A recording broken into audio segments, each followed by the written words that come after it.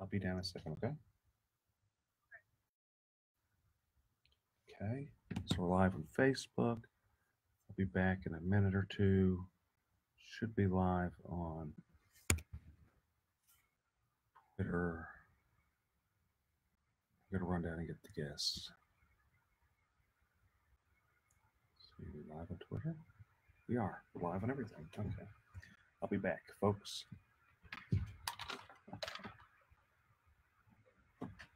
This. Most important thing here.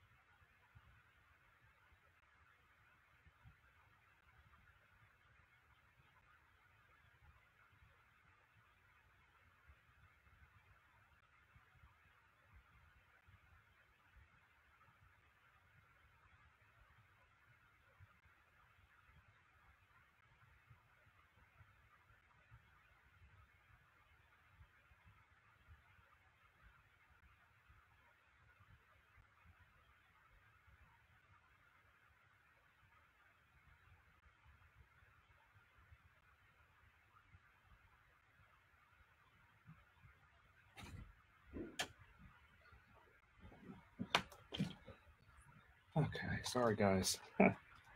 Okay, got the guest. Wendy, she's a gold medalist. Philip should be here in a little bit. Philip Bryant. Just getting started. Oh. Okay, let's try to. So yeah.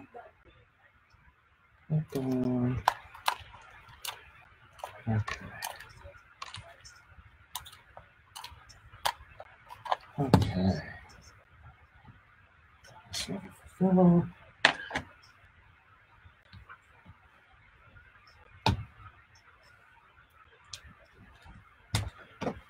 Okay.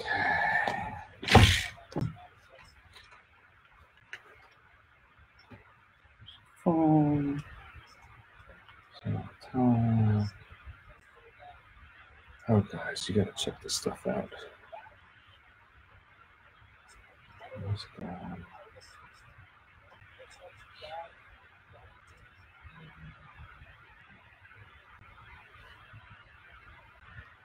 Okay. Itchy beard. Oh.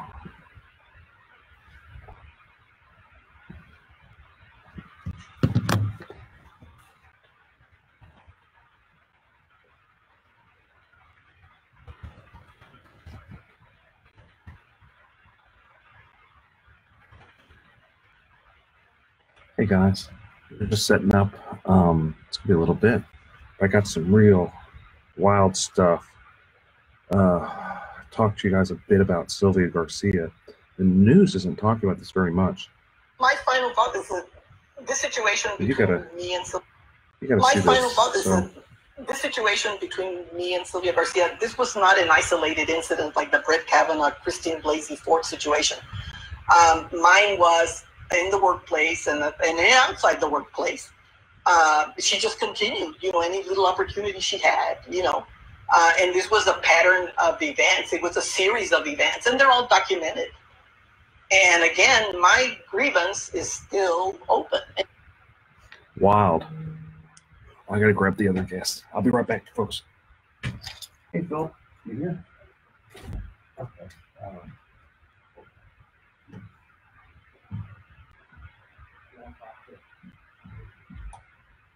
Grab a seat right there, Wendy. I'm gonna go grab Phil. I'll be right back. Okay, right here. We're live on right there's perfect. There is social media going on. It's all free. Okay.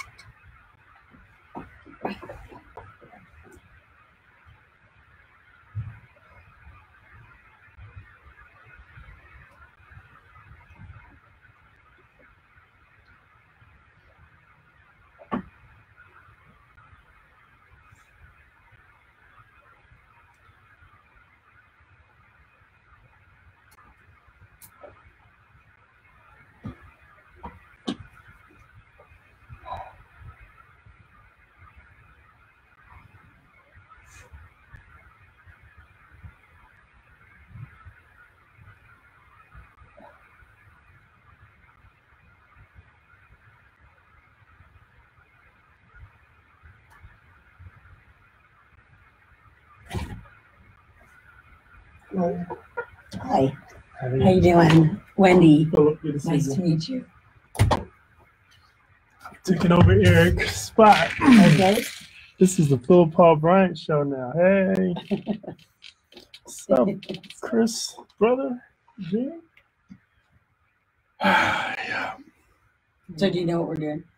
I don't Because know. I don't. Yeah, I think we're talking about your book, right? Nope, it's diving. Springboard and platform diving. Gotcha. Is that what your book is about? It's not. I don't have a book. Okay. It's I coach Gotcha. at Texas A&M University. Cool. And I coach a junior team 18 and under, and then I help with the college teams. I was just keeping your seat warm. Cool. Tell everybody hi. It's on Twitch and Twitter and Periscope and every social media little thing you could think of. We're live there. Oh, even Tony Busby joined us, who announced he's running for mayor. Is that the next mayor? It very potentially is the next mayor. That's a good stuff to talk about. Actually, I'm a big fan of Busby. Big fan of Busby. He's got the right personality to do You it. think you can give me an invitation to the Christmas party this year? Oh man, have you heard anything about Busby's Christmas parties? No. He had Snoop Certainly. Dogg. He Oh, had no Snoop way. Dogg at his. Fantastic. He had Snoop. Oh my He had gosh. Snoop Dogg at his. Fantastic. Oh, he's great. Wild. Oh Is man. he coming back? No, it's not this time. No Snoop Dogg this time. But it was a really good Christmas party. Really good Christmas party. Oh man. I'm glad I joined in. We can talk about that.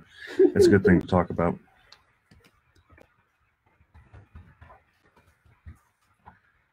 Okay. I got all the breakdown of the city of the from the voting. I do have the breakdown. Got that a little bit.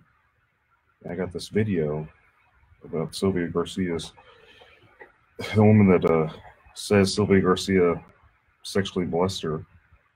Very fascinating. Have you seen this, Philip? Mm-mm. My final thought is that this situation between me and Sylvia Garcia, this was not an isolated incident like the Brett Kavanaugh, Christine Blasey Ford situation. Mine was in the workplace and outside the workplace. So she just continued. She's saying Sylvia Garcia sexually assaulted her. And this was a pattern of events. It was a series of events, and they're all documented. And again, my grievance is still open, and Sylvia Garcia still has not responded to sexual harassment. The sexual harassment that I wrote back on July 29th, September 30th, whenever the grievances were filed, of 96. So the thing is with these allegations, they're pretty wild. Okay. So we'll go more into it on the show. They're very wild. It's saying that that basically what Sylvia Garcia did is while she was a municipal judge, she had a clerk. That woman there was working for her. This is like 30 years ago, and she went in and was asking her, "You want to see the rash of my leg?" The woman's like, "No, I don't really want to see the rash of my leg. I'm okay. I'm okay. I don't. Yeah. I'm not a doctor. I'm not a doctor. Appreciate it. Yeah, I understand. Thanks for no thanks. Yeah, thanks but no thanks. But then, lo and behold, she proceeds to take off her pants. And, that's crazy, and nothing's happened about it. And that woman's just really upset. She's made complaints. She did. That's right. Democratic system, man. Second opinion.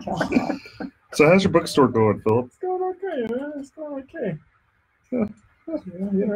Cheap book, lots of variety. So Saturday we put a big book speaker out and start playing music and stuff like that. Attract additional people.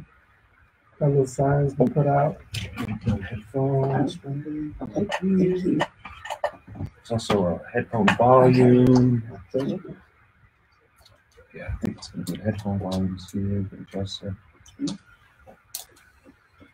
Whenever you take it out, be sure to grab this part right here. Okay. I've lost about a dozen. I know. It's okay. It's okay. And we got our lovely engineer, our producer, Shannon. She's in another room. She'll be kind of telling us what to do as we start going live in about 6 minutes. What's your full name? Your full name? Wendy LaRue, LEREW. And it's Team A&M Diving. That's it. Yeah, it comes up diving, and another one comes up Olympics. Okay. You're in the Olympics? Yeah. Really? Yeah. Oh, a couple of times, yeah. Back in the 80s. Really? Yeah.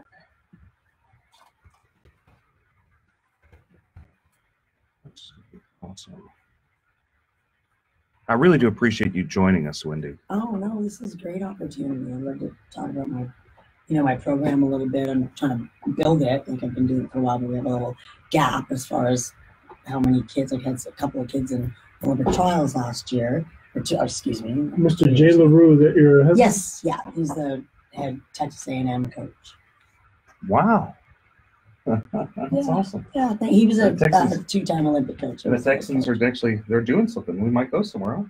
Yeah, at Texas A&M, you mean? Oh, well. He's A&M. Oh, he's A&M? Yeah, diving coach as well. Oh, cool. Yeah, not football. I coach the football. No, just kidding. I got y'all confused. Yeah, that's okay. Yeah, so we coach. I coach for the U.S. national team as well, junior national team. And he was like a two-time coach, and he wasn't my coach, but so I was been running a program there for about 8 years at Texas A&M, and it's 18 members, so junior kids. We call that junior diving, and they're the ones that are getting ready for the Olympic trials and being ready for college scholarships, that sort of thing. So kind of how we do this is there's going to be 4 segments. The first segment, I'm going to kind of talk a little bit and bring Philip in, and we might bring you in we're going to go over different topics of like general stuff that goes on. About the third segment is going to be when we're going to focus on you and all the stuff that you've done, and then we're going to kind of tie it in with the last segment, kind of tie in what you've done, kind of summarize what all we've done. what we're Okay. talking about. Super. Just kind of, so we'll start. I'll just keep my mouth shut. No. Spoken to. Yeah. Then it's, you can feel free to chime in.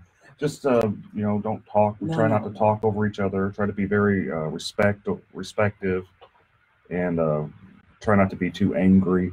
We'll have our own mind. It's this stuff with politics lately. It's like it's just so much bad energy. Yeah, you have your own opinions. I respect anyone's opinion. That stuff's going on. I mean, I think he's, like not politically correct or anything like that. He's not. He's a wild one. Trump is, but he's certainly moving and shaking things. I voted for Trump. He did not, but that's okay. Yeah, I did. And, that's okay. I have daughters. I can understand. Says some silly things, and he's not very articulate for someone that was a president. But he's getting it done. So I think that's he tries. Matters most. Some people think he doesn't try. He's quite brilliant. I mean, he's a brilliant businessman. Let's face it. I think he's an excellent marketer. I think. Yes, absolutely. Well, he got something like $3 billion of free media whenever he first ran for president. That in alone, he already won. It didn't matter whether he became president or not. Yeah. It's like someone gives him $3 billion free. He and all his friends, he's got his own.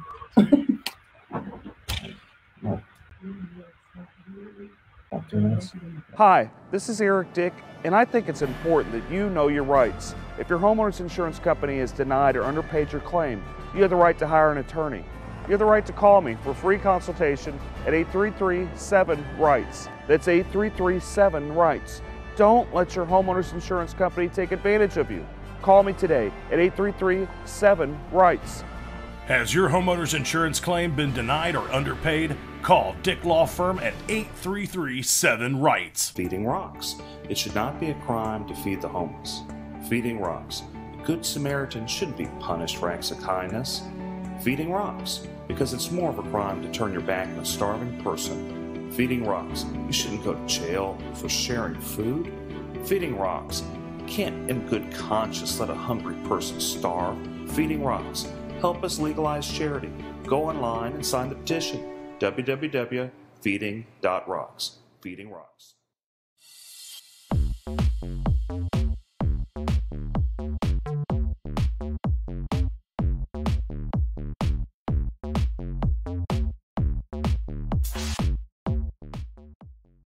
I got about 3 minutes. Okay. Yeah, I can hear you, Shane.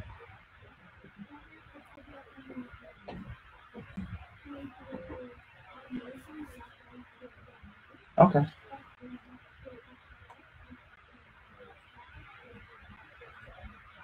Cool. Thank you, Shannon. We're about to go. Another minute or so. Okay.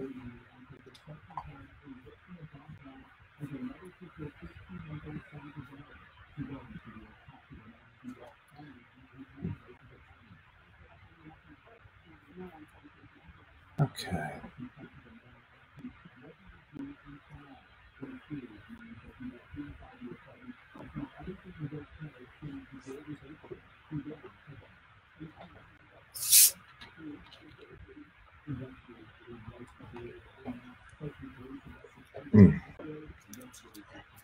Doing the Topo Chico.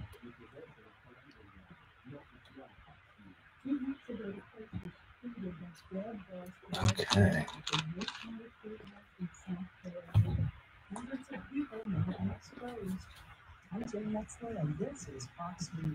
Okay, we're all going nice and strong. It's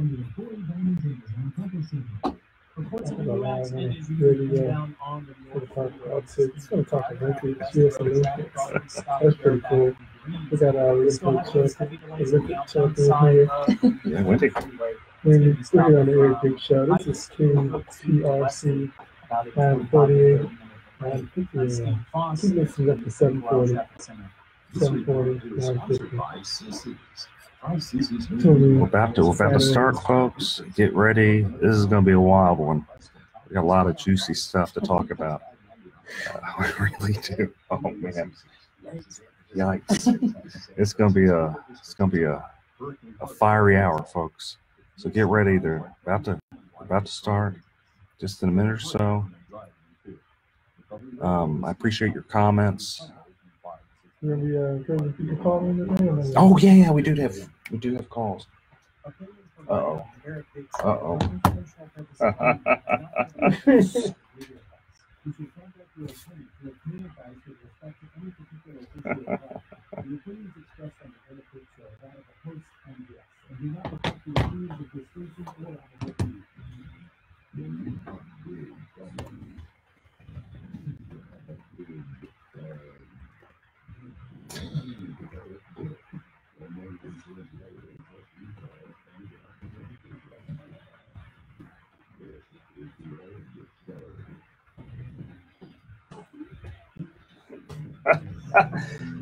Oh my goodness. Oh wow. We're back. We're back again. Back again, folks. I'm being a little too loud. Producer Shan's getting mad at me. I've already gotten in trouble. Just got here, folks. Back for more. Back for more. Philip Paul Bryant is riding shotgun with me, and our special guest, we have an Olympic champion. Wendy, was it LaRue. I'm horrible. LeBron. Come on, this isn't the Lakers. I know. Cleveland or Miami. I can keep going, right? Well, the Rockets have been doing so bad. Didn't they finally win one? Yeah. Finally won one. Oh my goodness, they've been doing so bad. Okay. I think they're trying to convince Milwaukee that we deserve a new player. Who's that other player they're trying to get? I haven't been paying attention to that. I've been crying when I'm sitting in the seats watching them play. That's what I've been doing, is crying whenever I see Harden was out 2 games and CP3 was out 2 games. The only game we won before last night was with the Lakers, when it was just a downright brawl. It looked more like it was hockey than it was the Rockets and basketball. But okay, so let's go into it. Hurricane Michael caused $2 billion of damage. That's what the reports are saying from the Wow. So it's going to take a while for people in Florida to really recover from that. And when dealing with insurance companies, it's often difficult, and I'm sure a lot of them are finding out. We had in Houston a storm during Halloween, but it wasn't anywhere near as bad as the poor people in Florida and with Michael. But I'm sure a lot of people in we're getting a lot of pockets of flooding too. I know some people there in the Astrodome that kind of got stuck, and people, I don't know. Every time it floods, people still try to drive through the water. I don't know why. It's like Halloween was pretty active in my neighborhood, though, I have to say. Right. The kids got out there in the rain and the tornadoes. The kids don't care anything about any rain. They're not gonna let that stop them. But it seems, though, every time that there's a holiday in Houston, we get a flood. Like we had the tax day flood, Memorial Day flood. 16, yeah. I mean, we've been flooded for like for the last 5 years. Every year we get a flood, with the pinnacle being Hurricane Harvey. Yes. So my question is, we got Tony Busby, who's a multi-millionaire attorney that has some of the best Christmas parties out there, folks. I'm just telling you, the best Christmas parties that ever were. Let's see if I get on the list this year, man. That'd be. I can't really vouch for the Christmas parties, man. I seen it on your social media. I saw you go live at the Snoop Dogg concert, but unless I'm gonna personally get an invitation, man, I don't know. Yes. I feel like the party isn't cool unless Philip Paul Bryant is there. Like that's just my perspective, because maybe I'm being biased. Me too, actually. But back in high school, the party wasn't cool unless the coolest people in the school showed up, man. And he's wrong for not inviting Philip. But my question is, I went on a tangent about his Christmas parties. They really are all that in a bag of chips. But he decided he's going to run for mayor. He decided, and he called it way, way early. Like, you don't even have the current elections happen yet. Yeah. Is this just some rich guy being crazy? Is this like a serious campaign? What do you think, Philip? It seemed pretty sincere. I watched the Isaiah Factor. I watched the Isaiah Factor interview, and Isaiah asked him the exact same question: "Are you serious about this?" And his response seemed pretty sincere. I mean, the rest of the interview was pretty casual, pretty funny, pretty pretty jokingly. But when they specifically asked him, was he going to actually run for mayor? Should people take him serious? I heard a change of tune in his response. So that tells me the guy's giving some pretty serious thought. Is he an improvement from Turner, or is he good, bad, ugly? What do we think? Well, from the perspective of just analyzing him, you're able to kind of get a track record based on Turner. You know, he's had 4 years as mayor, or 3 years as mayor as of now, 26 years as a state representative. So we can actually give him a proper report card. Whether you give him a A or a D or F, you have the ability to do that based on the actual track record. So with Tony Busby, you don't necessarily have that track record. It's just kind of based on what his view is, what his vision is for the city. And so it's almost an unfair comparison as far as giving them both a report card, because one is just based on ideas, and the other you can actually say, nah, you didn't deliver on this, you didn't fix the potholes, you didn't lower the taxes, got in a huge fight with the firefighters. I just had to throw that in there. Well, we can go into the firefighters. I had to throw that in there, right? But to answer your question, I don't necessarily. It's hard to say if it would be an improvement, because it's not necessarily a track record to run on. Running the business is different from running the municipal and the government entity. Well, but he makes a pitch that, look, I don't need the job. I'm not going to take the money. I'm doing this to make Houston like the top of the city that it could be. I go to all these other places. They talk about how much they love London, how much they love New York, but they don't say such fondness with Houston. And I've had enough. I'm going to change that. That's kind of that, and it's early, and maybe it's eccentric for him to say something like that. Who knows? But I mean, is there something to be said about that? I don't know. I mean, if he's willing to give me the $235,000 a year, that he's apparently going to have some sort of voter lottery, I probably have a different perspective. I'd probably be a little bit more optimistic if I had the $235,000 in the bank account. But Let's say. Have you been okay? Have you been paying attention to this any, Wendy? You know what? On the national level, I have. Well, we'll get back to the national level. There's a whole lot of great stuff in store for you folks. She's got to tell us how we can participate in the Olympics. We're gonna get to Wendy. Trust me. We'll be back. Working out, man. These muscles aren't just for show.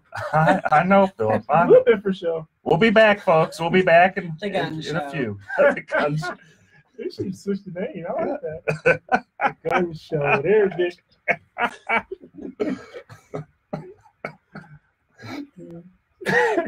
That's funny. It is. They do play Big Gun. That was their choice to pick the gun show with Eric Dick. Okay. Oh boy. Yeah, it's like which way is the beach?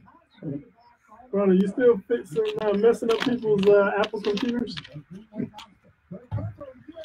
Oh boy.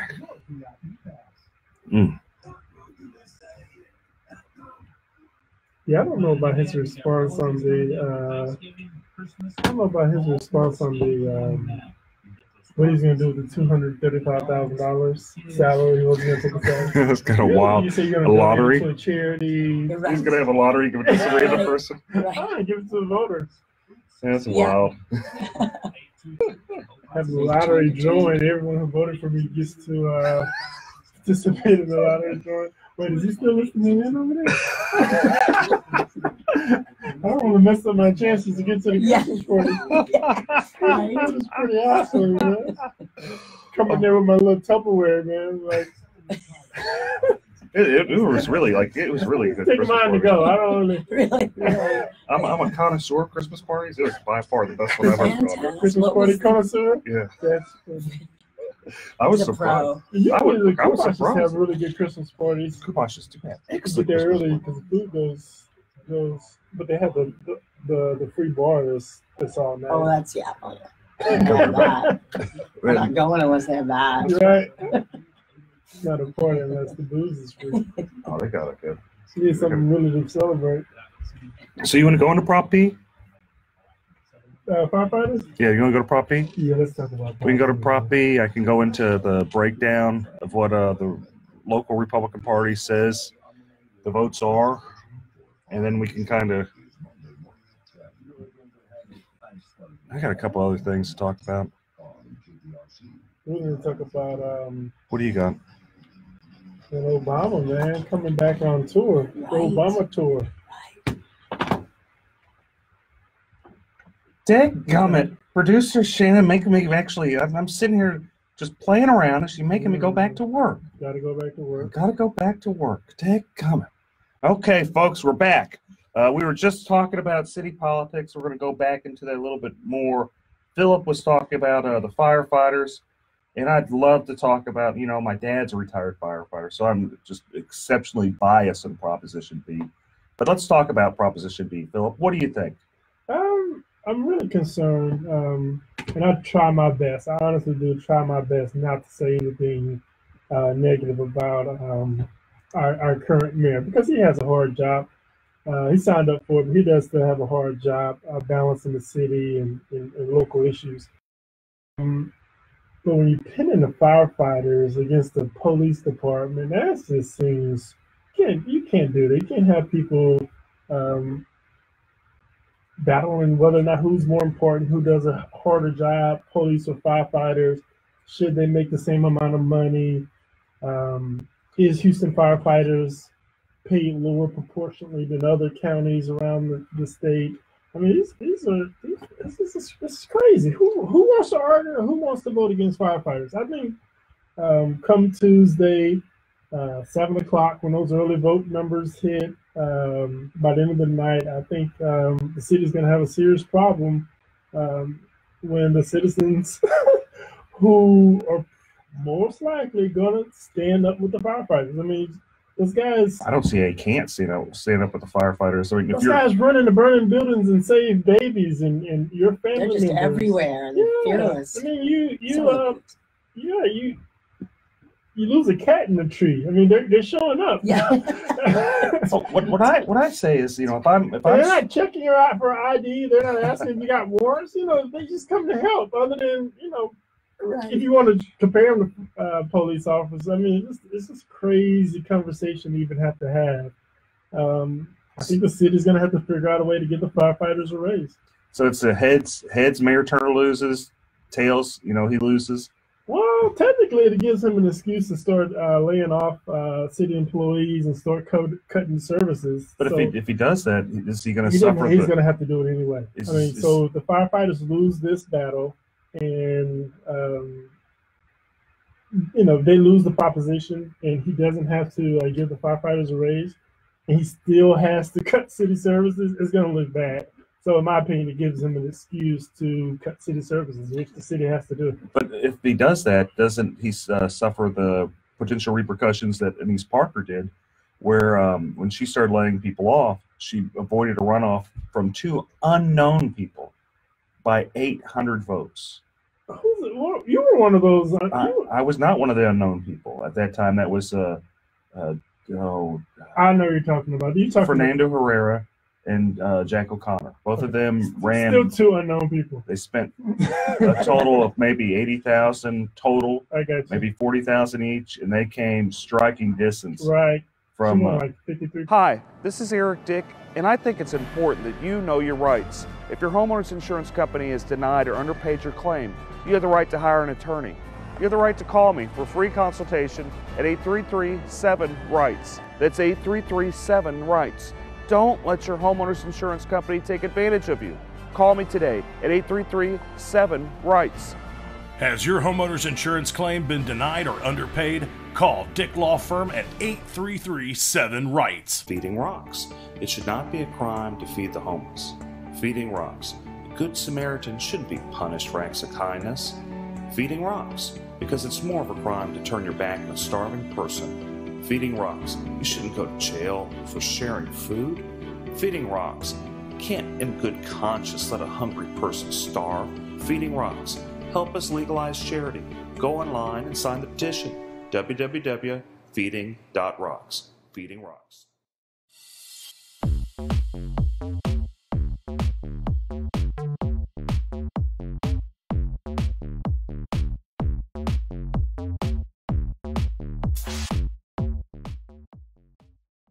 Versus No, she won 50.01. Okay. 001. She won by 800 votes. She avoided a runoff against people that had no funding because she became so horribly unpopular for a number of things. One of them included laying people off. So if he does lay people off, does he get around the area that he's vulnerable during this election cycle? Yeah, I mean, if, people, city services start to fluctuate, or people don't, not pick up the trash on time, or city potholes aren't getting fixed as quickly as possible, you're going to suffer that either way it goes. But I tell you, come February, March of next year, some city parks and libraries are going to start closing. I mean, it's inevitable. Okay, and that's sad. That's sad that the city can't allocate its resources responsibly and do the things it necessarily needs to do.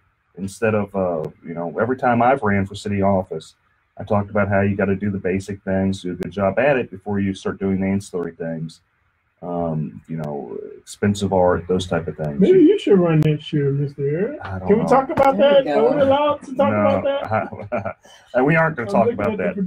No, I already got enough. I got it. No. But what we can talk about is so early voting's done.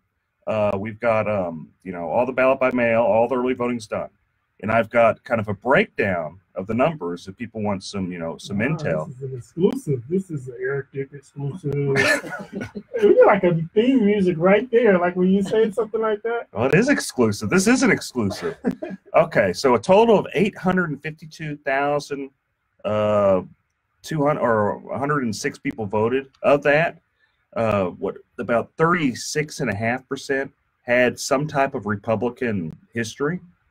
30% had no history at all, and then 33.18, about 33% had Democrat history. So, and there's one. Yes, that seems scary.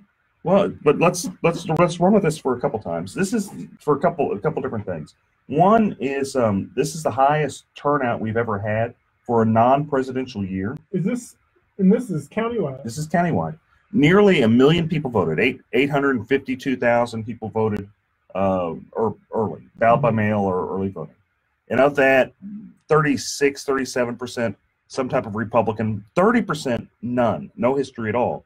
New voters, See, that's the thing. I think all of the campaigning and locally and nationwide, it's getting people going. I don't know if Ted Cruz is out there registering people to vote, bringing out the vote. I think you got to give a lot of that credit to possibly Beto. I do give it to Beto, and I've always said that I do not think Ted Cruz is going to win Harris County. I don't think he has the right personality to win Harris County. But he lives in Harris County. That doesn't seem fair. And his neighbors doesn't like him? I'm not commenting about that. What I am commenting about is whenever he ran last time, 6 years ago, he barely won Harris County from an unknown person. Beto is known and liked in certain pockets. And in full disclosure, I voted for Ted Cruz. I'm a Ted Cruz supporter. But I'm saying that, that Ted Cruz is going to have some serious problems in Harris County. And, if I was like Sherry Dean, or if I was Roy Moore or David, Farr, I'd be upset with Ted Cruz, because the whole reason Harris County's, changing, the whole reason Beto ran is kind of the result of Ted Cruz's arrogance. So in your opinion, Republicans are in trouble in Harris County? I think they are.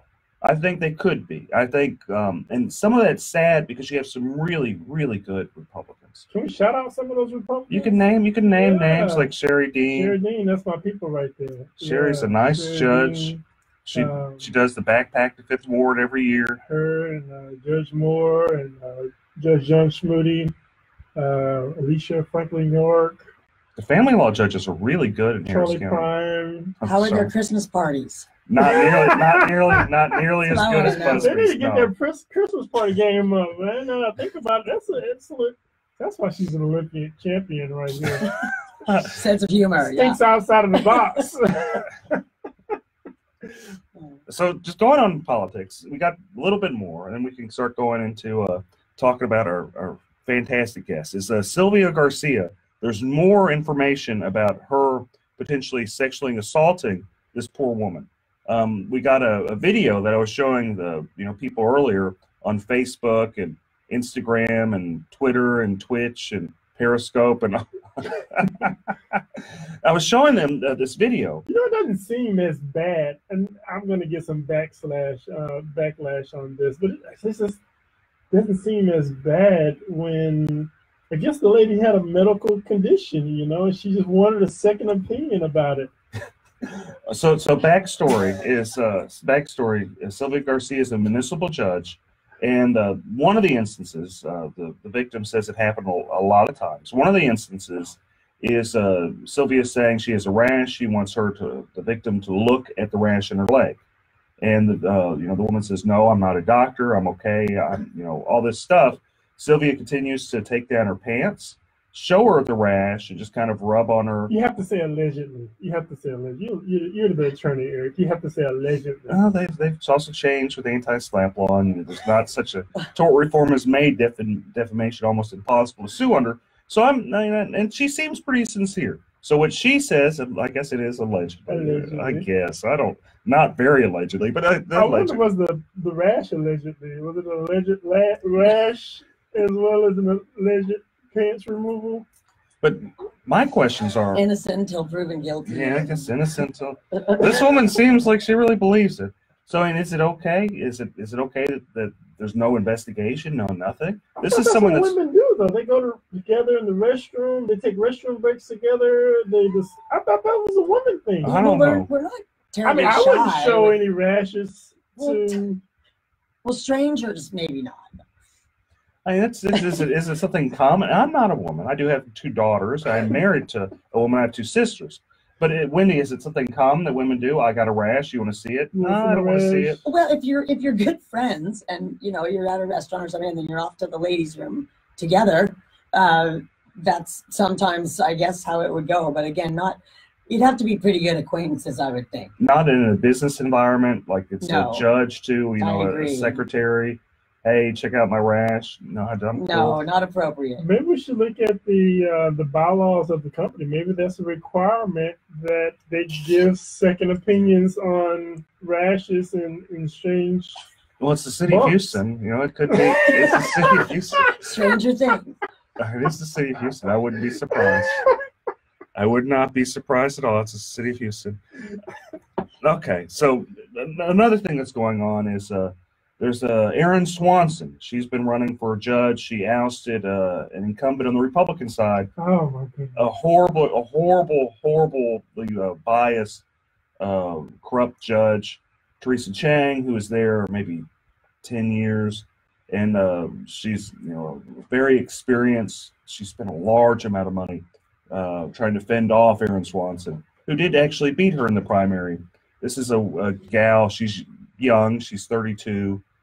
She about 5 years of experience, just barely able to run.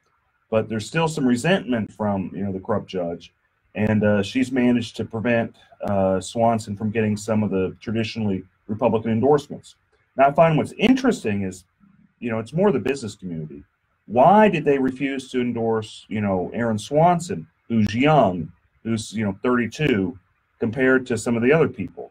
And I'm wondering, is this sexism? Is this just straight up these business communities? And if she was a man, would they endorse her? Because they endorsed other people that were very young.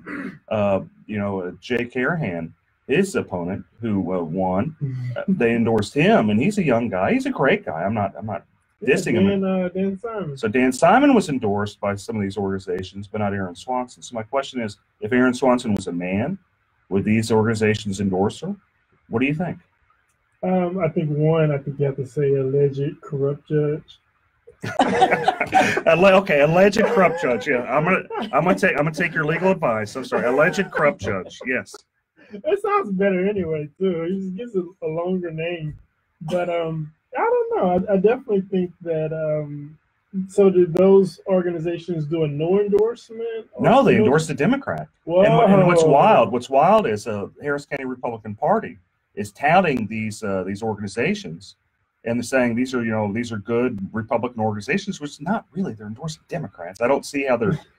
I don't see, and there's some serious problems with the local party. Can we call some of these organizations out, or is that? Oh, you can call them out all day long. I mean, people have a right to know. Sure, like Texans for Lawsuit Reform, but they're a big business corrupt organization. C Club, that big group.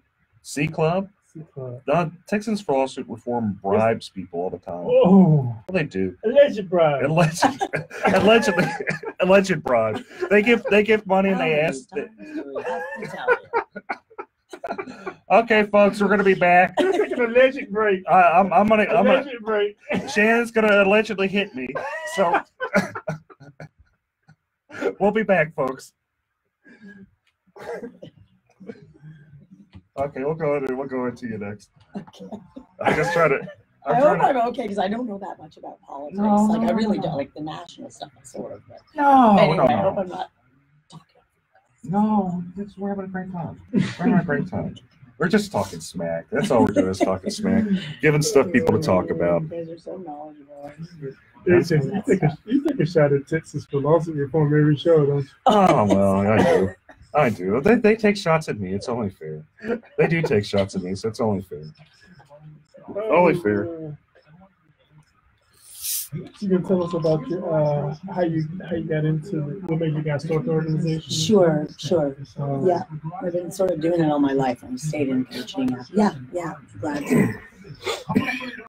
It's really awesome. How people find out more information about it. That would be great. It's super. Like I said, I've got a small group right now. I'd like to see it grow. It's a very small sport. It's not. You see it every 4 years at the Olympics, and people don't understand how much you work at doing that. It's very difficult. Conditioning, the fear factor. Did you receive a medal or anything? No, I did on the world level, world championships. The Olympics, actually, frankly, I choked. No, that's happened. Yeah, and it was my first one competing, and you're 21 years old, and I mean you've been diving a long time, but still you get a little deer in the headlights, and it's whoever either has the most experience or whoever just has a darn great day. You compete against those world people, that field, for at least 4 years on the international circuit. You tour Europe, world championships, Pan Am Games, things like that. And so you're with the same field. So you're used to competing against them. But then when you get to the Olympic level, again, the cameras, the crowds, everybody sort of it can get to you. So it's whoever's got the eye of the tiger, I guess, on that day, or luck, or how you feel, or if you've got your slept good. I know.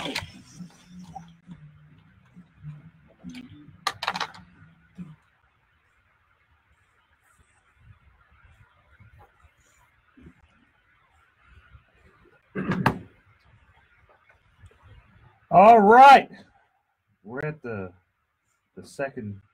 third segment, the final lap around for the Eric Dick Show. We've got a great guest, Wendy. She is just a great athlete. She is a world champion? You were in the Olympics. Right. Yeah. World Championships, World Phoenix Cup, similar to the Olympic Games, but again, not the huge publicity that the Olympics get every 4 years. So, Wendy, tell me about being in the Olympics, because that just seems so wild. It really is quite an experience. You stay in a village. You usually get there about 2 weeks before the actual games start.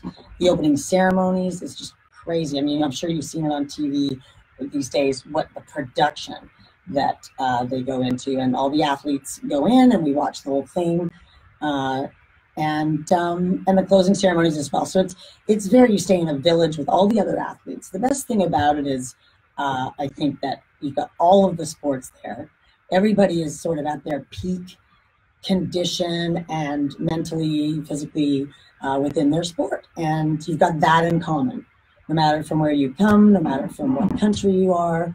It's just peace and that beautiful thing in common, that you just sportsmanship and you just want to do the best you can and you're rooting for other people too. Really? So you guys aren't like making faces at each other No. and elbowing each other when you're not hoping the other person breaks an ankle on the way? No, well, no, some of the girls do. The girls can be a little catty, you know. The guys are cool. But Pulling Tanya Harding's. oh, yeah. The old whack in the knee. Asking, do you look at their rash? Never done that and shan't. No. So, you went to the Olympics, which is probably just an amazing experience.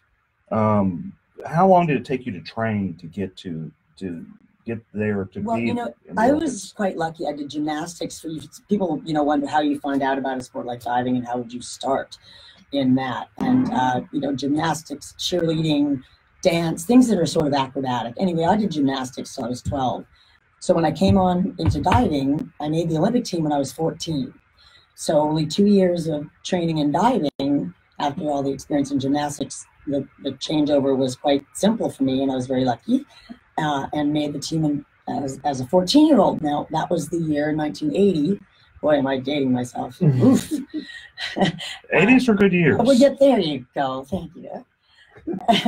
But it was the year that Jimmy Carter boycotted the Olympics. Oh. So that was the year we didn't get to go.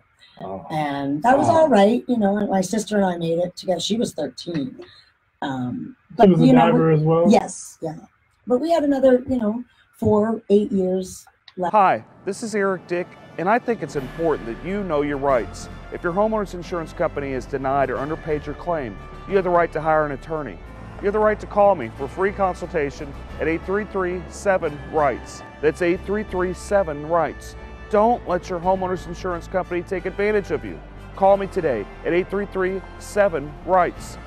Has your homeowner's insurance claim been denied or underpaid? Call Dick Law Firm at 833-7-RIGHTS. Feeding rocks. It should not be a crime to feed the homeless. Feeding rocks. A good Samaritan shouldn't be punished for acts of kindness. Feeding rocks. Because it's more of a crime to turn your back on a starving person. Feeding rocks. You shouldn't go to jail for sharing food. Feeding rocks. You can't in good conscience let a hungry person starve. Feeding rocks. Help us legalize charity. Go online and sign the petition. www.feeding.rocks. Feeding rocks.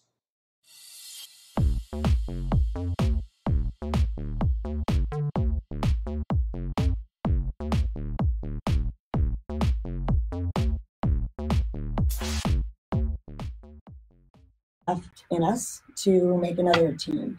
It was very difficult for a lot of the people I know and the older ones that it was their one and only Olympics. That was their shot. They made the team and they didn't get to go. So that was sort of, a political faux pas, if you ask me. It's supposed to be about the peace and the sportsmanship amongst all of the countries. And it just, it was a bad call in my opinion, not because I'm an Olympian, but just I think in general, the whole auspice of the Olympic Games was sort of lost that year. Yeah. So how many times have you gone to the Olympics? Well, just once. I made 2 Olympic teams, but again, 1980 we didn't get to go. 84 was in LA, and I sort of choked at the trials. Oh wow! But and then made it in 88. Do you actually go to the Olympics these days, even though you're not participating? No, it depends on where it is. No.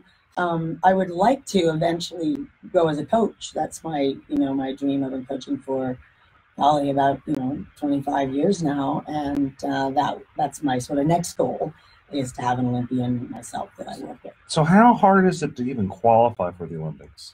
It's pretty thick and deep. Again, the experience that you need to have as far as keeping it together in competition. It's not a team sport. I mean, you have to perform in a team sport, and it's a different ball of wax. But you're on show. It's just you. It's silent, and it's all you. And you've got 8 tries or 10 tries with different dives that you got to do, and very difficult ones. So again, as I mentioned, it's the eye of the tiger, and it's whoever, comes out on top. But it does take an extensive amount of training. Diving is not a simple thing to do. So you're training for this like every year for like so many years? Oh yeah, like 6 to 8 hours a day. Most kids now are homeschooled. They're ones that want to really do it and want to go all the way with it.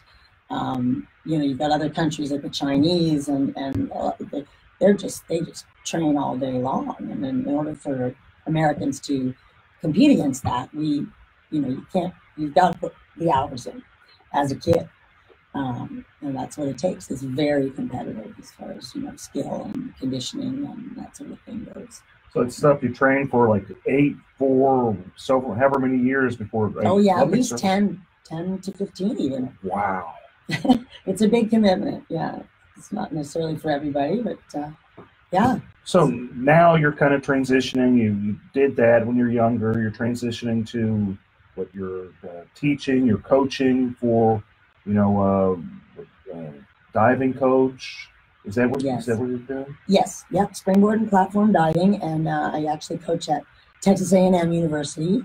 So does my husband. Actually, he's a 2-time Olympic coach, Jay LaRue, and I'm doing the 18 members. So what I'm doing is I'm sort of molding future champions. Some of those 18-year-olds can make the Olympic team, though, and stranger things. It's happened. Usually, the more after college age. The 25-year-olds to 30 even can be a lot of people's peak physically and mentally.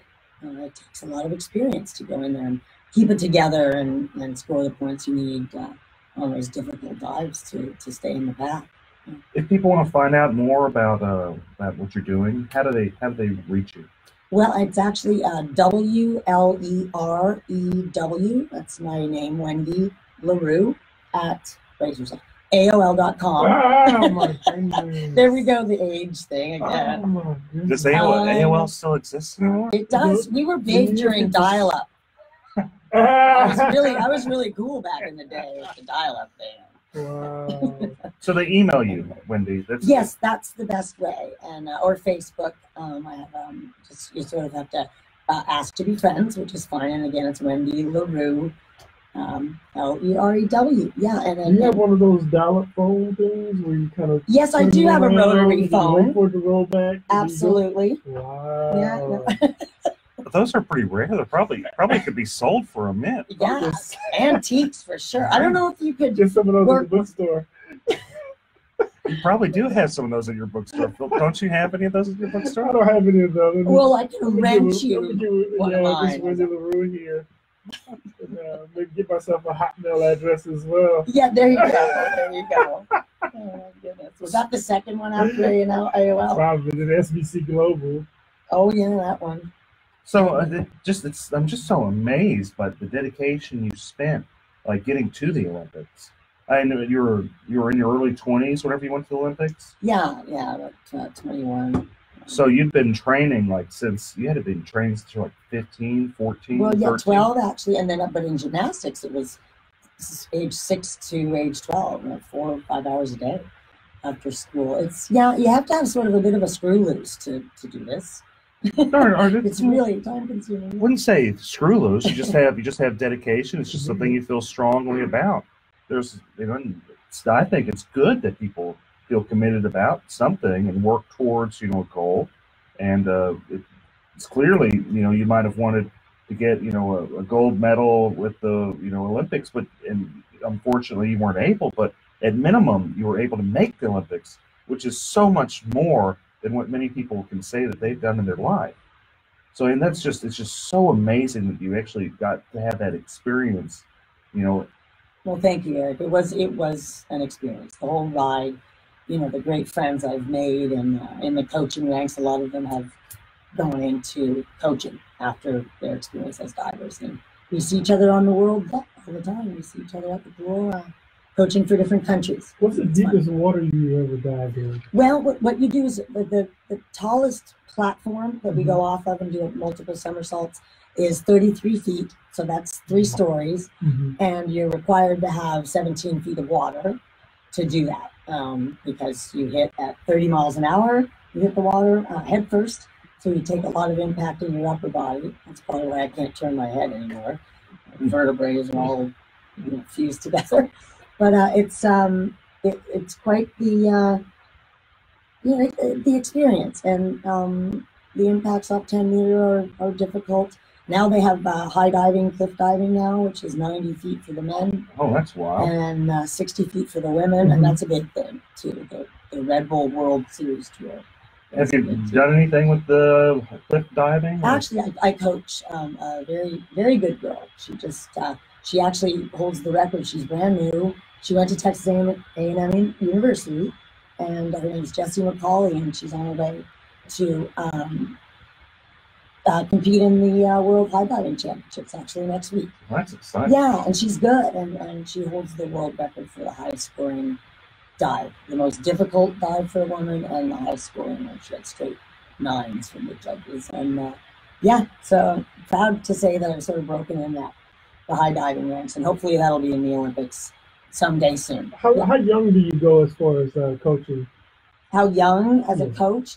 Well, while you're a diver, a lot of times you start. How young will you go? 12-year-old, a teen? Oh, excuse me. We start them at 6. Wow. And go to at least 18 to 25. Yep. Well, that's great, Wendy. We're going to take a quick break, and we're going to be back for the final segment. Thanks, guys. Thank you. Thank you very much. That's fascinating. Hey, is it true what they say with the water? Like, it's almost like diving into concrete unless you do it right. That's real? Yes. You hit at 30 miles an hour. And if you're not going straight in, you're going like that, you get impacted, you get smacked around. Like honestly, my back and neck hurt.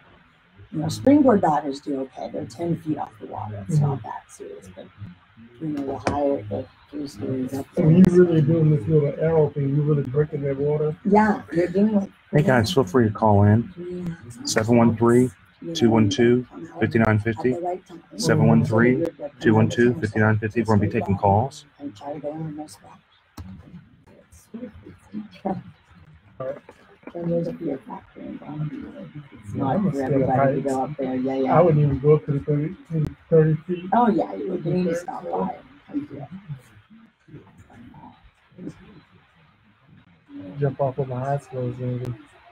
Yeah, and you don't know when you're going to hit the water. So it's like, what you do, you have to be a little bit. I mean, I don't mean look at schools to try to train you out on the bathroom, but diving is just sort of, you got to be a little eccentric, I think, to hurl your body off that height and pray that you land well. I got to ask you, how do you feel about Larry Nassar in the U.S. Olympics? Oh, who? Larry Nassar. Why don't I know that? He's like some type of pervert. Good heavens, no, I'm not aware of him. I'm just scared. Oh, are you serious? He's just. That's one of the comments. It's just a comment. No, it's just a comment. It's a comment on the social media. Chris sometimes he's on the show too. So he's being funny. Yeah, he's just wondering. Oh, Chris said that? Yeah. Tell him I said I can handle it. I'll be fine.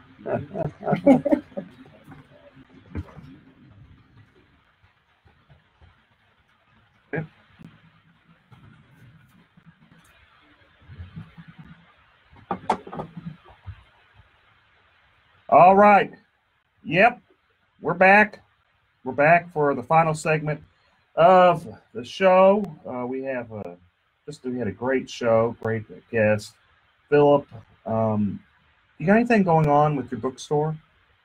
Oh yeah, actually, bookstore's doing really well. We've got some huge sales going on. So we just sell $2 kids books, $2 and under kids books. So we've got like 6,000 or 7,000 kids books that we just trying to almost give away. And then we got like nonfiction, fiction books, $4 and under. We got like almost 20,000 books that we're just doing for $20 and under, just to, it's not about necessarily trying to make a bunch of money. We're really just trying to get people back into reading, traditional reading, just grabbing a book. I know audiobooks are pretty popular. People like Kindle and stuff like that. But even having your kids watch you read and read them stories as well. I agree. It's brain exercise, and it's such a shame that it seems to be that books are becoming a lost, and it's so fast how it's progressed to where there's online computers. Yeah. But where's your store at, Bill? We're at 3314 Lyons Avenue, so we're about a mile and a half on the outskirts of downtown or in the Picklewood area. And this is just like a cool little place where hang out. Got a couple couches in there. Hopefully you don't just read the book and then put it back and they're too cheap, and you might as well just take it. $2 a book. $2 a book for a kid's book, $4 for regular books. Great for Christmas, goodness. Right. Yeah. Huge, got a huge religious section in there. We've got some legal books in it. I know. I'm just going to see me sneaking around. That's where I get my books at. Is Phil Paul Bookstore. And they have the definition of allegedly. Right. I need to get blacks. Allegedly $2 kids books. I need to allegedly get a Black's Law Dictionary. Philip's going to highlight allegedly real big for you. You want to say this? You don't want to say it? You say alleged. Right. Yeah.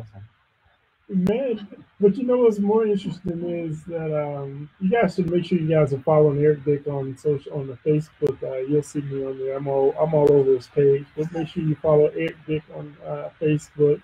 But on my page yesterday, I don't know, Eric, if you checked it out or not, but I put 2 different Obama speeches on there. He was in Florida campaigning for Andrew Gillum, and then he was in what's the other state? Okay, Alabama? I'm not sure. I watched the Florida one, though. Yeah, so Eric, if you need me to, I can tag those to your page. That's all right. That's all right. Uh-oh, you're going to go at it. Tag those to your page, man. I'm cool. I appreciate it, but I'm cool. I'm good. You may lose a couple of followers, but and then maybe a couple brain cells too. Too late. Alleged brain cells. So what do you think of the, if we're going to talk politics, since that seems like what you want to do, what do you think of the Beto versus Ted Cruz? Let's go on that. Man, I like Ted Cruz. I met him several times. Beto seems to be pretty sincere. I actually had some serious concerns about the DWI and the fleeing the scene. Once I did get past that, just looking at the issues. Just as a conservative Democrat, I'm a registered Democrat, precinct chair. If the Democratic Harris County Democratic Party is listening, I did say that I'm a Democrat. You also said you were watching Obama, so I think they got that figured out. They call me in the meetings every so often when I endorse people like Sherry Dean and Roy Moore. They have a sit down with me at least once a year. And yell at you. What are you doing? Yeah, I have to read the oath again. But, allegedly. The alleged oath. But the cool thing about someone like a Ted Cruz, you don't have to worry about restroom issues, LGBT stuff creeping up into the schools and to the public life. And so that is one thing. That is one thing that you kind of do have some assurances about. Taxes. You got to pay taxes. They're going to build roads. They're going to have to fund the schools and stuff like that. So taxes is that big. I'm a tax guy, so I know how to get around it if they try to tax me too much. But with Beto, even though he does have some good ideas, I do think teachers should be paid a fair amount. I think it's just what's more important to the individual voter. I think there's a lot of excitement out. Every year they say this is the most important election of your lifetime, and every year we go for it. But we'll see what happens. We'll see if the actual voters show up, not just in Harris County. Texas is a lot bigger than Harris County. It is very. Hi, this is Eric Dick, and I think it's important that you know your rights. If your homeowner's insurance company has denied or underpaid your claim, you have the right to hire an attorney. You have the right to call me for free consultation at 833-7-RIGHTS. That's 833-7-RIGHTS. Don't let your homeowner's insurance company take advantage of you. Call me today at 833-7-RIGHTS. Has your homeowner's insurance claim been denied or underpaid? Call Dick Law Firm at 833-7-RIGHTS. Feeding rocks. It should not be a crime to feed the homeless. Feeding rocks. A good Samaritan shouldn't be punished for acts of kindness. Feeding rocks. Because it's more of a crime to turn your back on a starving person. Feeding rocks. You shouldn't go to jail for sharing food. Feeding rocks. You can't in good conscience let a hungry person starve. Feeding rocks. Help us legalize charity. Go online and sign the petition. www.feeding.rocks. Feeding Rocks.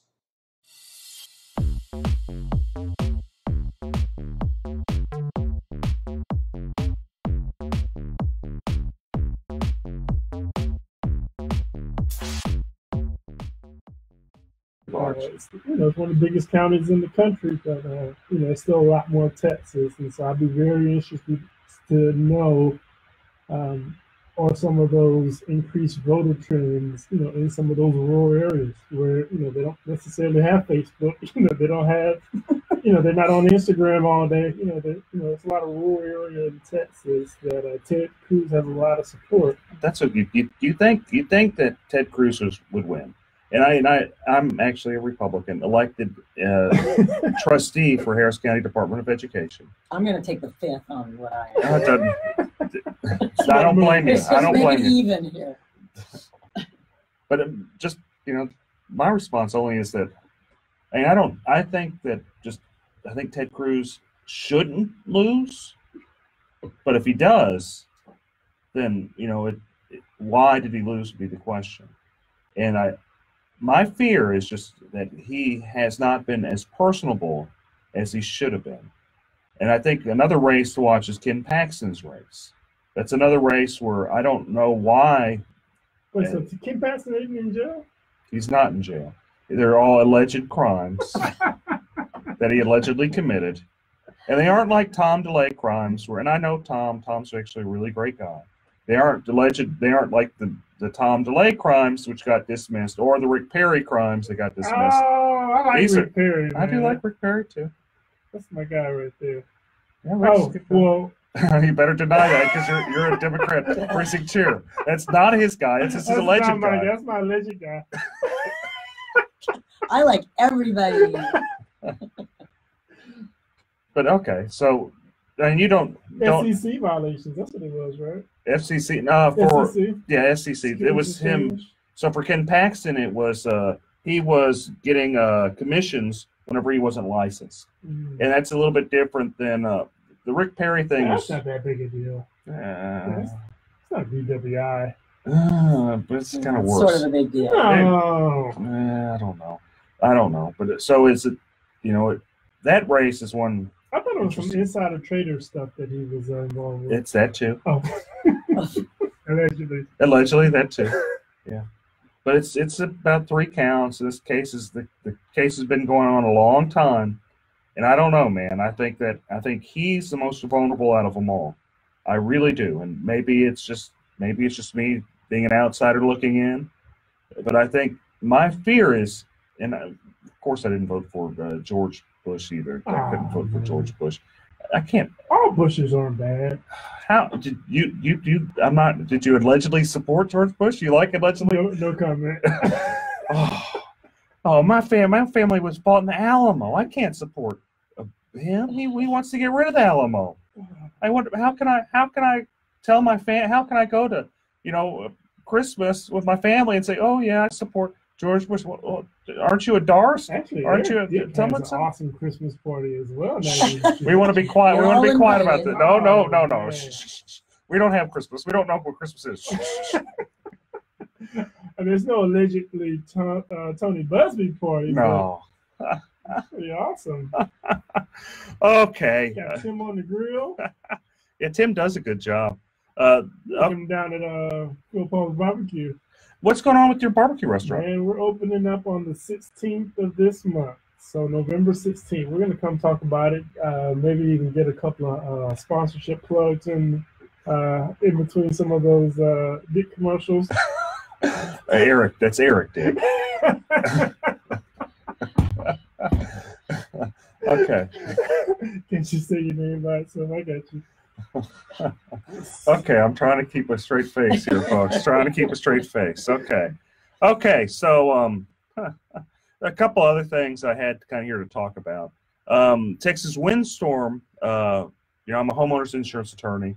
If people are having problems with their insurance involving property disputes, they're welcome to go to my website, www.dicklawfirm.com. You can add me on Twitter @DickLawFirm, Instagram @DickLawFirm, Facebook @EricBDick, or just any other social media. I'm on probably them all, and I do post these videos of us being here at AM 950 on all those social media.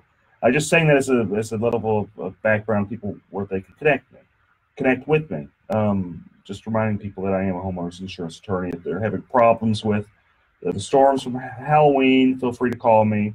I do free consultations or represent people on contingency fee. But anyway, now that I got my shameless plug with me, so there were some problems with Texas windstorm. They requested a hike for liability limits, basically to increase their liability, and it was denied.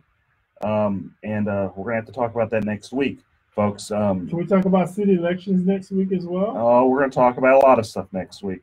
If you guys want to get alleged Bill King supporter, allegedly. Okay, folks, thank you guys so much. Thank you for tuning in. I'll see you next week.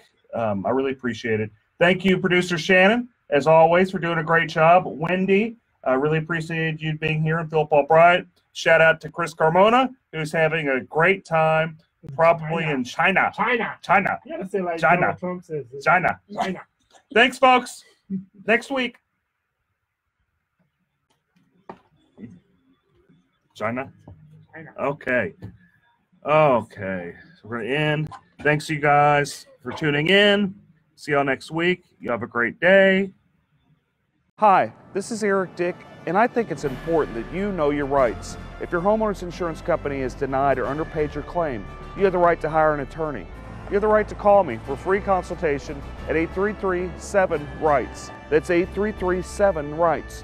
Don't let your homeowner's insurance company take advantage of you. Call me today at 833-7-RIGHTS. Has your homeowner's insurance claim been denied or underpaid? Call Dick Law Firm at 833-7-RIGHTS. Feeding rocks. It should not be a crime to feed the homeless. Feeding rocks. A good Samaritan shouldn't be punished for acts of kindness. Feeding rocks. Because it's more of a crime to turn your back on a starving person. Feeding rocks. You shouldn't go to jail for sharing food. Feeding rocks. You can't in good conscience let a hungry person starve. Feeding rocks. Help us legalize charity. Go online and sign the petition. www.feeding.rocks. Feeding rocks.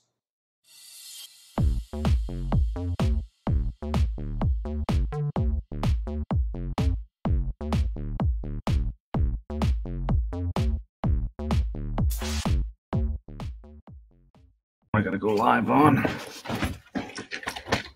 Okay. Hey, folks. Start another show. Dude, Message me. What do you got? the Rockets, why did they lose so bad last time, man? Dude, they made Montrezl Harrell look like an all-star. I mean, he was good when he played here, but he wasn't an all-star. This dude had a career night, 30 points. The Rockets. And we go from being ranked #1 to like the worst team that exists. I think we're down to like rank number 16, 17 right now. Jeez. I mean, it looks like, or at least Carmelo Anthony can play. That's Dude, the only I one that told can. everybody that. That's the only one that can play is Carmelo. He's trying to redeem himself. He He's likes playing with Chris Paul. He really does. It's his best friend.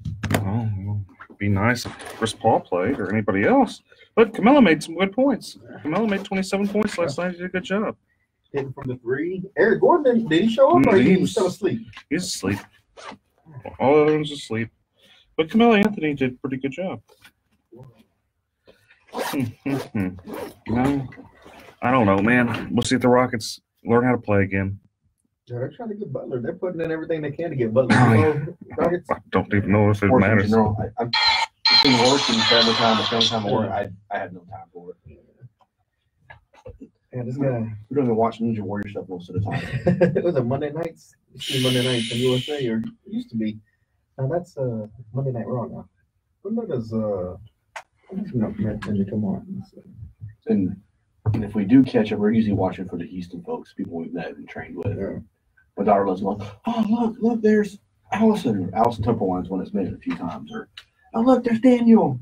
Daniel Gill's one of the biggest names in the sport right now. He trains at that gym. Okay. It's kind of hard to miss with his pretty boy hair. Well, him and his wife have the same hair. It's amazing. From the back, they look almost identical. He's a little bit taller, but not much. Be glad he got hair. At this point in my life, I'd just be glad if I had some. Me too. It fell down in my bag. I didn't have that in my youth, but now I do, so I know where it is. Oh, well. I still got it, just not where I want it. I don't have. I mean, it's gone. Mine's gone. I started losing my hair in my early 20s. So I was at a CVS going to law school. And I look, I'm like, man, that guy sure is going bald. And I move, I'm like, oh, dang, that's me. Yes. That mirror up here like this to watch for sharp. Yeah, we can see the back. Man, that guy sure ain't got no hair. I move a little bit, I'm like, oh. I'm glad that's not me. And it's only gotten worse and worse. And he gets some of the shoe polish just kind of put back there. So. The hairspray? Tattoo your head with black so it always looks like you have some on there. Might as well at this point. Man, I don't know, mine's got it's starting to hurt on the top that's standing out. No, yours is fine. It's because I comb it this way, you can't really tell. But if I go back, you just see nothing but scalp. I'm in Japan coming out of the what's that thing called? It's one of our stores. The commissary though, because commissaries usually food. But it was a store on the outpost on the base. It was on Japan, Yokosuka. And I'm walking down the steps, and all of a sudden, all I hear is, "Oh my God, Bo, you're going bald!" There's a guy behind me. He was an AO. His name was Jason. And shout it out for everybody here. And I didn't think much of it. Of course, that night I checked it, and he was right. Big old goose egg right back here. I just never noticed. Well, that's a good thing. That's a good thing is you don't, if it's in the back, you just don't see it. It don't bother you as bad because it's in the back. So at that point, I just started shaving it. I embraced it. I'm not far behind you. It's easier. When I wake up, I have to brush my beard, but not my head. Well, then it transitioned from up top to down low. Yeah, up top to the sides. It's a different brush, sure. Getting older is not for the weak.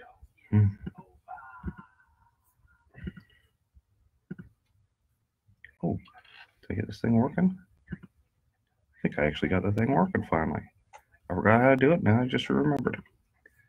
I got it all on the Twitter going. I'll do some wild stuff. I got the Twitter going. I do got the Twitter going. Yay! We're on Twitter. We're on Twitter and Twitch and Periscope and all of them. It's funny, you could be pulling my leg and I wouldn't know. I've heard of Twitter, but I'm not very technical. Savvy. A lot of parts of it, Jason.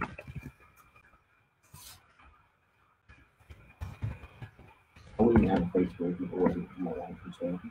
Well, you own a firm. You got to kind of. I'm trying. What is it, about 6 minutes at? Yeah. 5 minutes? Okay, I don't want to. I'm bad at knowing stuff.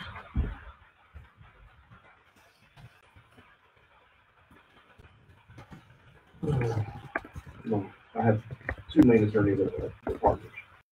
And one of them was Arbiter, nice and sweet. Says, "Good luck, bro." The other one says, "Yeah, I've always said you got a face for radio. You'll do great." That's the joke. You got a face for radio. They always tell me that too. What, a face for radio? Yeah. Kind of insult actually, but okay. It really is.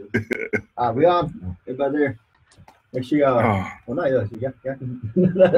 False alarm now. Make sure y'all tune in 9:50 a.m. on your radio dials, or you can always go to the iHeartRadio app and look for 950 KPRC. Check in. Make sure you listen to The Eric Dick Show. We're starting about top of the hour right now, so after the commercials, you will see us on. What's up, Steve? What's up, man? And as always, today's program sponsored by Topo Chico Aqua Mineral Water, The unpaid sponsor. as well as Bragg's Naturally Organic Apple Cider Vinegar All Natural Drink. This is the limeade flavor today. It has a little more tartness to there, but it's really good for you. Really helps with your liver. Make sure you get that Bragg's All Natural Apple Cider Vinegar. Does it really help with does your help with your liver. Huh. Hey, Shelly. How y'all doing? Hey, yeah, we're going to talk about voting today. Make sure you get out there. We're going to talk about that, a whole lot of other things today. Real fun show. But as always, call in 713-212-5950, 713-212-5950. Numbers up in the link or the description. But yeah, if you haven't voted, today is a day to vote. You have all day to get out there. Wait in the line, whether it's short, it's long, it's going to be worth it. You know, I'm supposed to say it doesn't matter who you vote for as long as you vote, but it does matter who you vote for. So get out there and vote for the right people. Make sure you vet the candidates and don't just listen to a bunch of nonsense and bullet points and hype. Yes or no for firefighters. Look, I'm torn on the firefighters. Firefighters kind of get what they deserve because they always support the wrong candidates. That's but true. At the same time, if we don't vote yes for Prop B, then we're never going to force the city to go in there and control their spending. So You got to vote for Prop B. yeah, I'd say vote for Prop B just because it forced the city to actually rein in their spending, so they stop spending hundreds of millions of dollars on art projects, man. Go back to the basic city services, which the city's supposed to be about. Well, not only that, you know, what happens if we stroke out? If we stroke out, I want the firefighters there. That's you know, true. pull me on the EMS. I don't want them having to work a second job over at Chick-fil-A. Firefighters just don't put out fires. They also are there for EMT, EMS services. If you're stroking out, you're having a hard time, you got an accident, they're usually right there first on the scene to assess the situation. So vote for Prop B. My dad's retired firefighter too. It's a tough one to say to vote for, but again, was at 72. vote for Prop B today. Vote for Prop B. You never return it. Oh, and special guest we have today is Bo Bowen, attorney and Ninja Warrior. We'll get to that later. But again, y'all tune in. And again, if you have any questions, put them on here. I'll read them and we'll try to address them through the breaks or through the. If you want to call in, again 713-212-5950. Turn down for what? I'm gonna turn up the monitor. Sorry. Do you have a studio monitor? We do have a studio monitor. It's over here. Right. Maybe she got it on quiet. Oh, I'm sorry. Ask Shannon. What am I doing? She looks like I'm in trouble already, folks. She gave me the stink You have eye. a call already? No, I hope I don't got a call already. Vote today in Clear Lake. Let's see. Tell me, Eric. You better be quiet. You gotta say some stupid stuff. Free hot dogs. So if you're in the Clear Lake area today, y'all make sure y'all swing by the Clear Lake area tailgate party. Shelly Rogers, where's that located? Where can they go for that tailgate party? She also works for me. My sister works for me too, man. Small business. She just completed a paralegal school. So for her, it's a big deal. I'm very proud of her. Oh, yeah. Turned herself around, finally settling down, growing up. We mature slowly. But you mature. Eventually, I hear that wave right there, man. I'm getting a cowlick right here. So you might want to look into the criminal. So what happens with PI? Some of the big PI firms, they'll refer after a settlement is like it hit, then they'll refer them to another lawyer. And if you haven't voted yet, drop me a message or drop me a line down here, post in this video. Why haven't you voted? What is the hesitancy? What issues are you having deciding between? Maybe I can help you come to a conclusion as to why you feel comfortable going to vote sometime soon. All right, so if you're in the Clear Lake area, Freedman Library, they're having a tailgate party out there. Hot dogs, probably some beverages, water, and great company. And you can do that all while you're voting. So make sure y'all go down to Freedman Library. You do it after they get a big settlement. Yes. Use the settlement to fund me. Get the fully paid. There you go. Also, we'll talk about this in a minute, but if you have nothing going on right now, you can head over to 3314 Lyons Avenue. Phil Paul Bookstore just opened. Hundreds of thousands of books for $2 and $4. Legal books, medical books, all kinds of books. Go check it out. Phil Paul's always doing things for the community, and now he's opened up a bookstore over in Fifth Ward. And I went by there earlier, and so make sure y'all check that out as Very well. much in the influence of emotion versus just the facts. People make a decision based on. If there's any topics y'all want to hear myself, Eric, Dick, and Bo Bowen discuss today, drop those in there too. We'll try to fit it in. It's a 30-minute show, then we got to cut to the U of H game. But here we go. Oh no, they're gonna make us go in the air, folks. After traffic should come your intro.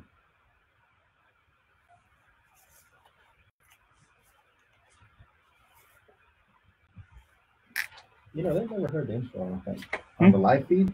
What do we have on? Well, when I go on Facebook Live. Because we don't have the monitor going when the intro plays. Yeah, so they'll hear it. You know. I can turn the monitor on, but I don't hear it in here. It'll kick on in a minute. The audio will kick on. I want y'all to hear the intro because y'all never heard the intro. Yeah, the intro is pretty funny. Okay, we'll talk about the caravan of immigrants. You do immigration law, right? What? No, sir. No immigration. I thought you did every color law, man. Not total law, almost, but not quite. If they bring cash, he might. That's true. It's true. Yeah. For enough money, I'll learn it quickly. For retainers, we might make an exception.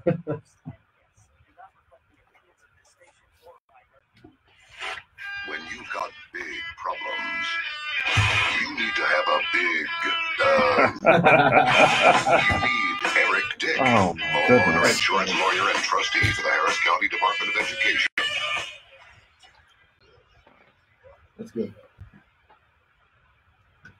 I can't believe that they actually play that on radio. They sit there and they say you need a big Eric Dick. Hey, it's true. I mean, do you not need someone who's always going to fight in your corner when you're faced with these legal problems? Absolutely. And that, if you want to get ran over, you don't get an attorney. I mean, even I get an attorney whenever I have a legal problem. No joke. I get traffic tickets. I call the kibosh. I put a kibosh on it. There you go. Because when you're facing problems, especially homeowners, when you're facing problems with the big insurance companies, there's only one person you need to call, and that's Houston homeowners attorney, insurance lawyer, Eric B. Dick. Welcome to the Eric B. Dick Show. My name is Chris Carmona, joined by Eric B. Dick, and our special guest today is Bo Bowen. Eric. What up? There's a lot to talk about today. There is a lot of juicy stuff. Let's just kind of go into it because we don't have much time. We're getting kicked off a little bit for the U of H show. But right off the bat, let's talk about Prop B with the firefighters. My dad was a firefighter, strongly support the firefighters. In fact, I find it interesting the only people opposing the firefighters are Mayor Turner and big business. Everybody else, you have Kingwood Tea Party, you have Terry Lowry, you have Gary Pollan, you have just the grassroots Republicans, you have the grassroots Democrats, you have independents, all saying, and that's important to notice. Firefighters. You said the grassroots because the grassroots political activists in the city or in the county, they understand what being responsible with your money is. And if people ask me all the time, I know they've asked you, should they vote yes or no on Prop B? And I think we're in agreement that in order to have the city rein in their spending, there's only one way to go on Prop B, and that's vote yes for Prop B. Yeah, and see, the thing is, every time I've ran for city council, mayor, when I got 11% more than Adrian Garcia and Chris Bell, I did really good, surprisingly. But whenever I ran, it was on a very simple platform, the same platform Rob Mossbecker ran on, the same platform Orlando Sanchez, the same platform Bill King ran on. And that's bring spending to the basics, public safety, infrastructure, your basic city services. Those are the things you want to spend money on. What you don't want to spend money on is like art projects and those type of things. You don't want to spend it unless you have extra money. But you got to focus on the necessities. Do a good job at it. You know, make sure we have adequate firefighters and police officers, adequate police officers. Make sure our streets are fixed. Those are the things that we have to do as a city, and those are the things we don't necessarily do right. And what this prop does is it forces the city to pay more money to focus more of its resources on public safety, what it should have already been doing in the first place. It's a very good proposition, and the city cannot raise taxes. It's like you get your cake and you can eat it too. And that's the best part. You can't raise taxes. Pay parity is brought into effect because the firefighters in the city of Houston are making less than across the nation for the same type of market, correct? Yeah, firefighters, they start off making $27,000 a year. And I just, what I'm always worried about, and what I always joke about is if I'm stroking out, I don't want the poor firefighters, they're sleepy because they had to work at Chick-fil-A the day before. And those are serious concerns. Bo, your dad was a firefighter. What do you think? I have to agree with you. If you want to support the firefighters, you need to support Proposition B.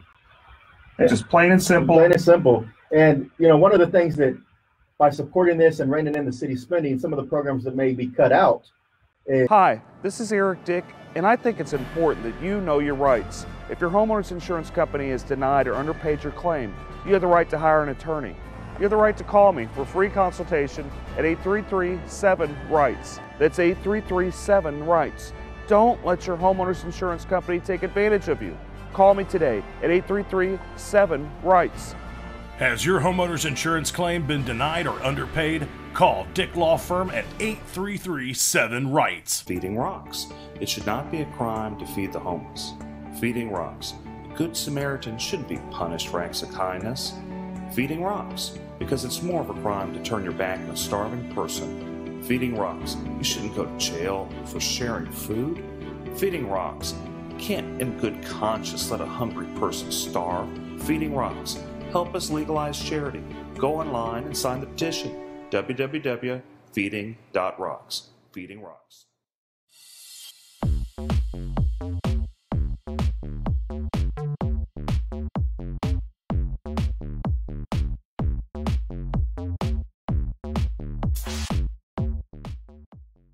Is additional funding being sent to the City of Houston Public Libraries for unnecessary services they're rendering. That's true. Let's talk about one of the things that's being controversial right now, and that's of the drag queen hour at some of the city libraries. Sure.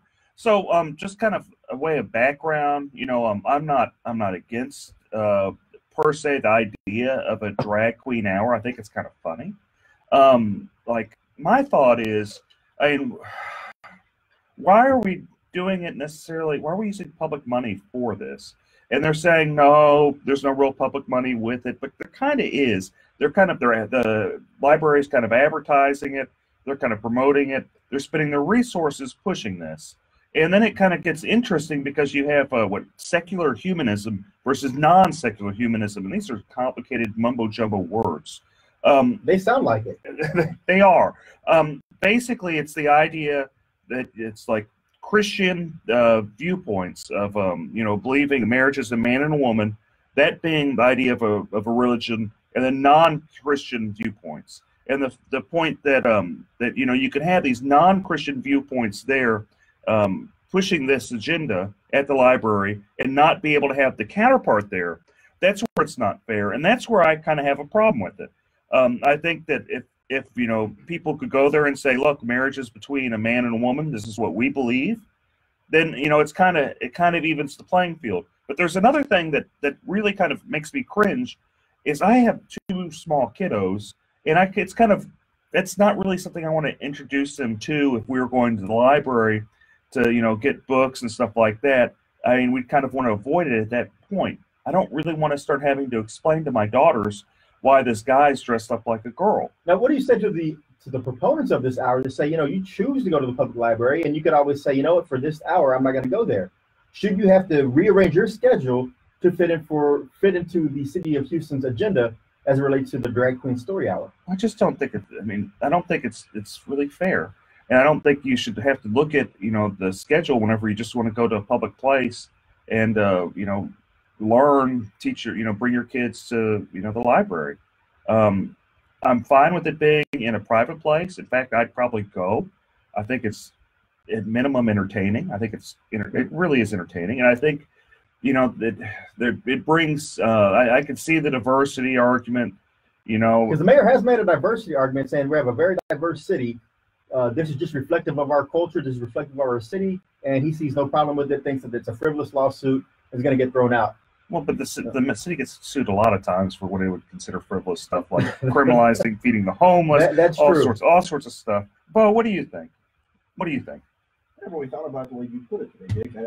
You're right. I didn't think about my kids being there. When I first heard of it, I was like, yeah, it's kind of humorous. It's a neat approach. I don't really understand why this lawsuit even started, in my humble opinion. As I understand it, they weren't letting someone else go, and that's what the argument's about? Or was it simply because of the fact that they have what was the title you used? It's secular humanism. Secular humanism, I guess. Yeah, and so apparently the impetus of this was that the same type of for a traditional marriage couple to go in there and have a story time was denied when the drag queen hour was actually given a clearance to go ahead. And so, and this is some really juicy stuff. Yeah. We're going to get right back in it. We and good talk because there about are some this. alternatives to a public library. We'll talk about that when we come back from break as well. We'll be back. Eric Dick Show. Thanks, folks.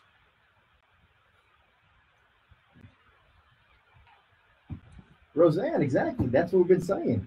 Roseanne, exactly. That's the thing, is that equal time isn't being given to all types of diversity. Since a diverse city, even traditional married couples, if they want to go in there, they're being denied. So that's why the lawsuit was initiated. So it's not really a thing about against directory story hour. It's more of the equal application of the City of Houston Library rules. So, but going back to your point on the EMS, yeah, cities. I mean, the firefighters do provide emergency medical treatment, And also, emergency we got a medical good, services. we got a good group. So they're tied into that somehow. Now, should there be a specific EMT team? Most counties, I think they do have that, but City of Houston firefighters are part of EMT. Very much so. Yeah. First responders. Yeah. So We're doing a lot more than the firefighters. The ambulance people should pay because of that. yeah. When the city they make money off the ambulance. Because remember, they trained about 2010 or 11, they jumped the ambulance fee. So if you had to actually get a fee to get up there to come service you for a reason, I mean, they went from I think 250 like 500 or 600 bucks. And they're making money. Yeah. And if you claim you can't negotiate with quick inventory. That's right. I'll tell you what's kind of effed up the most is now you have like the police officers on one side fighting with the firefighters, and you shouldn't. Guns and hoses have always been at each other. Yeah, but it shouldn't be like this. It shouldn't be at each other's throat. I don't think that they haven't been like this, because there's been plenty of times where I've heard firefighters like they get in trouble and police officers like, you guys are just dumb, just move on, and that type of stuff, which it shouldn't really be happening. But my point is that those organizations have historically got along. They have, but now they're forced to be put against each other. But here's the thing, man: the firefighters have typically always gone with liberal candidates. So has the police officers. The police officers more of a more conservative scorecard. I'm not saying it's a very conservative scorecard. You're right, but I'm not saying they. Overall, the firefighters and the firefighter union, they did think they're brave. They have entrusted a lot to this have. mayor, to this city council. So they spend a lot of energy. That's why it's like the sympathy level is not really all there. But so how does the fire department transfer you to the hospital if you need emergency care? They come out there with ambulances. The Houston Fire Department has ambulances. They don't just have fire trucks. They actually have ambulances. They have rescue trucks. Yeah, and their own special kind of welfare departments where people are doing high-rise rescues and stuff. Yeah, they don't just put you on a ladder and say, "All right, come on, we're taking you to the hospital." Although that would be entertaining to see and watch. Oh, they spray down with the hose a little bit. You thirsty? I see blood. Let's spray it down. It's washed it off. You're good. Oh, man. What's redundant? What part is having a firefighter? The fire department is not needed. Well, who's going to put out the fires? We definitely need the fire department. Oh. They do multiple things. How do you not need the fire department? I don't get it. I don't get it, Chris. How do you not need the fire department? I don't know. I guess the fire department can only do fires and should not be in the business of medical necessities or medical attention. Then what do you do when you stroke out? You better get Sarah jumping in the car, driving you to the hospital. You stroke it out. Don't call 911. They don't care. Or you go to private industry and private entities for your emergency medical needs. I don't know. But if y'all have any type of suggestion or input on that, 713-212-5950. Dick, when we left off, we were talking about the City of Houston and their libraries. And well, it's going to be interesting to see how this lawsuit plays out. But if people don't feel comfortable going to the library now, they want to read some books, where can they go today that's having their grand opening? Philip Paul Bryant's bookstore, PPB. Philip blows me away with his level of enterprise. That guy, he has so many different businesses, and they're all fascinating businesses. He has his bookstore that's just opening, and books are just dirt cheap, and it's a great chance. This is kind of like a little hidden gem that you want to support, because you can go get books $2-3 that you normally would pay $5, $6, $10 somewhere else. There's some $20 books. I was there earlier. Again, it's 3314 Lyons Avenue. It's called Phil Paul Books. Great opening today. They have kids' books for $2, over 15,000 books for under $4. And if you want a great opportunity to get some books for real cheap and support the community at the same time, check that place out. Philip does a lot of cool stuff. He does the does. backpack to Fifth Ward every year, where you have a lot of great family law judges that are up for re-election, like your Sherry Dean, all those folks. Alicia Franklin, right there, James Lamborghino. Mhm. And that's the thing. Voting is taking place right now. If you have not voted, you still have this weekend and as well as next week to the Friday at 7 p.m. to go out and early vote in Harris County. There's rumors there's a lot of irregularities going on this year, and it's more or less people are saying, you know what are you going to do about it? I'm going in. I don't care if I have ID. I don't care if somebody's helping me vote. What are you going to do to stop me? What are they going to do to stop irregular voting and voter fraud? Not look at the party because there's too much corruption. I mean, one thing I wanted to talk about, because there's this fast and furious show here, is I saw HRBC's endorsements, and I'm just appalled. This organization, who the chairman is the financial chair of the Harris County Republican Party, it's endorsing Democrats. And not only is it endorsing Democrats, it's kind of a sexist organization. This is a big business organization. They're refusing to endorse Erin Swanson, who's this young gal. She ousted a corrupt incumbent, Teresa Chang, who's just an incompetent judge. And they're so mad at her for doing that. And they're mad that she's a young, attractive woman. They are not endorsing her. And what I find just so appalling is I'm convinced that if she was a man, they would endorse her. But for her being a female, being a young female, wow. They aren't endorsing her. They think, this is what I feel, is they think that because she's a woman, she's not capable to be a judge at that age. And it's just wrong. So this is another instance of another conservative, quote unquote, conservative group endorsing Democrats, kind of in line with what Ed Emmett has done before, correct? Well, it's much worse than this, because these are people that are in power in the local Republican Party. And there's a lot of this is just big business, just buying stuff. When they cry about pay for play, and Terry Lowry, who's not pay for play, by the way, they cry about that. Big business does it all the time. They pour hundreds of thousands of dollars. I remember there was a chairman race with the local Republican Party. They spent $500,000. And the person that ran against their incumbent spent $5,000. Barely lost that race. Just barely lost. Too much money being wasted right there in local politics. But again, if y'all haven't voted yet, get out there. Vote. Voting is important. Elections matter. So vote early, vote often. Let's go to our guest. Yeah, today's guest speaker we have today in the studio is Houston local attorney Bo Bowen. Yes, sir. Hi. Thank you all for having me. And so, Bo, interesting background you have. You are former military. Yes, sir. Navy. And then currently you are in the process of training to become an American Ninja Warrior. Which is awesome. You're American Ninja Lawyer. Yeah, and that should be your new marketing gimmick right there. You can pay Dick the residuals on that. But what does a lawyer, someone who has, you have two daughters, right? Yes, sir. 8 and 3. Edwin and Karis. Hey, girls. There you go. Hope they're listening. So a full-time dad, full-time attorney. How do you make time, and why would you want to make time to become the next American Ninja Warrior? For me, it's mainly getting the time with my family. Me and my daughters have daughter date nights up there at Iron Sports Gym off of 1916 Cutton Road, which is where all the top ninjas train here in Houston. There's nothing better than having your your daughters tied off to you, hanging from the ceiling. You're the one letting them down. You're the belay man. That trust, that bonding, you can't get anywhere else. Hey, so can you do ninja rolls, like true ninja rolls, where you back it up and then just do a backflip, front flip? I can now do a forward roll, not a backflip just yet. I'm still mastering the lâché. That's where you take your body and you throw yourself forward and you catch things. I'm still at the very, very basic levels. I'm no Daniel Gill yet. And Daniel Gill's a local legend, right? Yes, sir. He is by far the #1 competitor right now for these Americans in Ninja Warrior. Okay, he trains at the same gym. It's just amazing that you have this family lawyer by day, American Ninja by night. And it's really like awesome. A superhero. It is a superhero. It's a crime fighter. And during the day, he's helping people out, with their will, fights, fight over property, fight over division of the kids, property, everything. So if you're not fighting corruption in the courtroom, you're not fighting against, the people outside of the courtroom, you're probably in your office taking in clients, right? Yes, sir. A lot of client consultation. So what is the biggest thing you're seeing, at least in the family law arena, other than divorces? Like, what are people facing right now in the community? What's ailing them, and why are they coming to see you? Well, the majority of them are coming because unfortunately, the family is broken down. The husband and wife relationship has fallen to the wayside.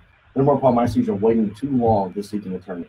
They're trying to do it themselves. They get the paperwork offline. Then they waste all that time initiating it. They have to pay us to fix everything, and then the process takes that much longer. And of course, through that period of time, they're fighting more, they're losing more instead of trying to work together. It's best to come in sometimes, rip that Band-Aid off, and then learn how to co-parent.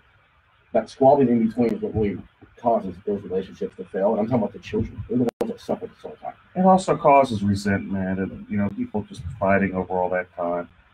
So on the flip side, isn't someone having a wedding today? Or that is correct. My baby sister's having her wedding shower today. Her name is Joanna Bowen, soon to be Joanna Sanders. She finally found the man of her dreams. You know who I'm talking to, Marty. You're a lucky man. And I hope they're listening. I love you, Melissa. Love you. Yeah, Melissa Smith's getting married too at the board that I'm at. Congratulations, Melissa. So if people wanted to contact your law firm, how would they do that, Bo? The best way to reach us is 713-574-7777. That main line again is 713-574-7777. You can also find us on the web at www.bowen, BOWENLF, as in lawfirm.com. Now, Bo, I always try to throw out questions for our guests, legal questions that are out of the ordinary. Let me kick this one to you. So you have a couple that have been together for about 5 to 7 years, right? But each one is currently married to someone else, but their spouses are somewhere else, right? So over this 5 or 7 years, they've acquired a purchase of a home. They've been living in that home. They break up, but they can't do anything about that, or can they, since they're still technically married to other people? What's the remedy on that? How does someone not get kicked out of the house? How do they fight over the house? Who stays in the house? What do you think, Bo? So make sure we have 2 people who are married, and then they break up and they get with other people and they buy new property? Yes. Okay, well, unfortunately in Texas, you can't do more than one marriage. It's called bigamy. So you can't have a new marriage until the first one is ended. So if you're then buying property together as a married couple to someone else, that property is still considered community property. So they would have already half, and the other side would then have half, meaning their spouse they're currently married to. Because as soon as you buy anything when you're married, again, after the marriage date, whether you leave them, there's no legal separation in Texas. And Chris is taking notes here because actually those people came to his office yesterday. They called me yesterday. I'm trying to get a good answer for them. But the thing is, and that's the thing is, so now, whether you wanted to or not, if this was a secret affair for 5 or 7 years, are they going to have to now bring in those spouses they were keeping secret to try to finally get rid of this property? Yes, sir, especially their names on it. It's going to make it difficult. I encourage you to get them all together, reach inside a sort of settlement, see what everyone wants. I'm trying to get them to work together. Otherwise, this is going to be in court for me. So, hi, this is Eric Dick, and I think it's important that you know your rights. If your homeowner's insurance company has denied or underpaid your claim, you have the right to hire an attorney. You have the right to call me for a free consultation at 833-7-RIGHTS. That's 833-7-RIGHTS. Don't let your homeowner's insurance company take advantage of you. Call me today at 833-7-RIGHTS. Has your homeowner's insurance claim been denied or underpaid? Call Dick Law Firm at 833-7-RIGHTS. Feeding rocks. It should not be a crime to feed the homeless. Feeding rocks. A good Samaritan shouldn't be punished for acts of kindness. Feeding rocks. Because it's more of a crime to turn your back on a starving person. Feeding rocks. You shouldn't go to jail for sharing food. Feeding rocks. You can't in good conscience let a hungry person starve. Feeding rocks. Help us legalize charity. Go online and sign the petition. www.feeding.rocks. Feeding rocks.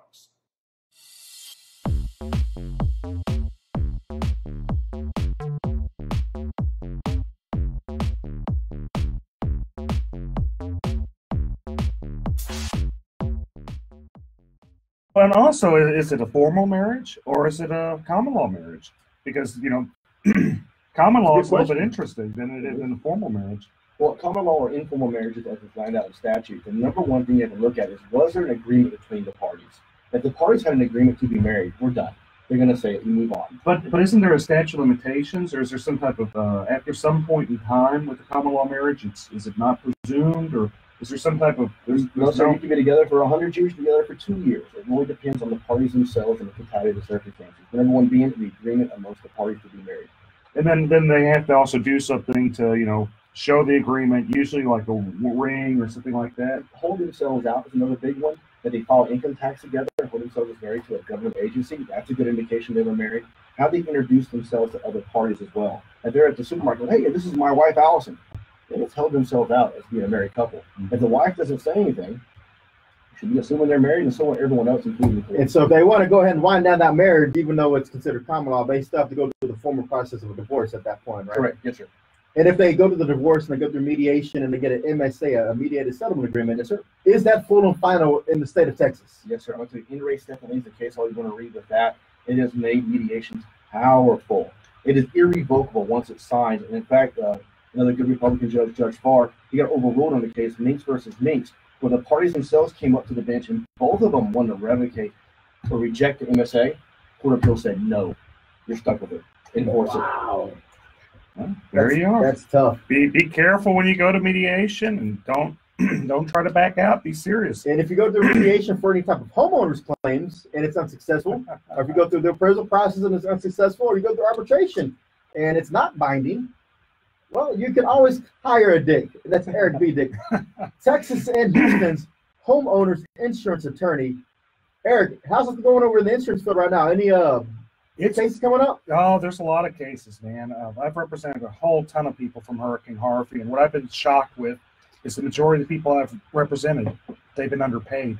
And when I say the majority, like I've represented thousands of people, and it's just sad seeing, you know, how the level of people have been underpaid. Some of them have been underpaid like $10,000, $20,000, $30,000. So I do everything I can to get them paid right. Folks, this has been a good time. I'm going to have to see you next week. They're cutting me off. They're saying no more free advice.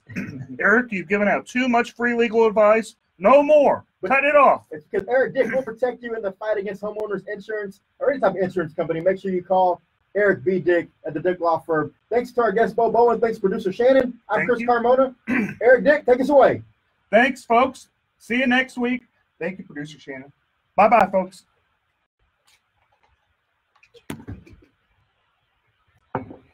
We're gone. Thanks, guys, for listening. We're gone.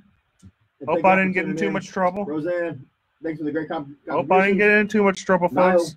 You have a good one. Thanks for your contribution as well. Shelly Rogers, thank you for your contribution again. Hi, this is Eric Dick, and I think it's important that you know your rights. If your homeowner's insurance company has denied or underpaid your claim, you have the right to hire an attorney.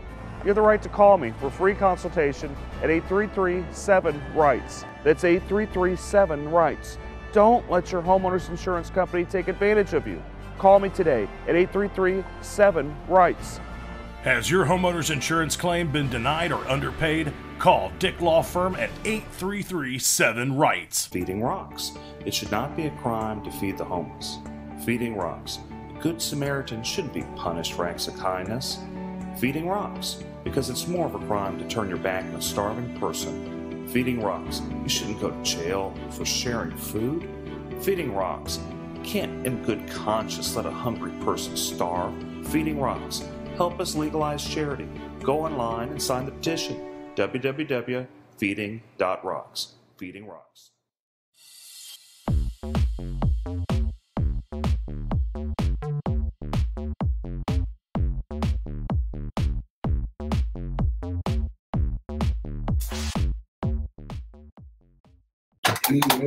Listen now by going to FoxNewsPodcasts.com. Tucker Carlson. So much barking and noise and yelling. Our role is to take 3 steps back and discern what really matters. Sean, the most important thing that we are looking out for the forgotten men and women in this country. They're going to get straight. If y'all can't sit here all day online, make sure y'all go onto the iHeartRadio media app, KPRC 950, or just tune into your radio, 950 AM. A lot of good stuff today. A lot of good stuff.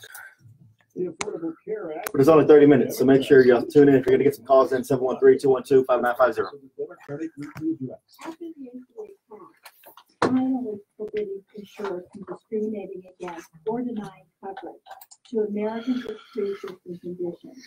The GOP spent 8 years preparing to repeal the law, even forcing a government shutdown. Hey, Karen. Hey, little Tim. A California college ready to shell out hundreds of millions of dollars to settle lawsuits. The University of Southern California says it'll pay out $215 million to settle claims of sexual abuse by a school gynecologist. And as always, today's segment brought to you by Bragg's Organic Apple Cider Vinegar, all natural drink. And we got the right one today, apple cinnamon. Dick, where's your Topo Chico? I got a little Topo Chico right here. You got it? Let's make sure you got it. You got it?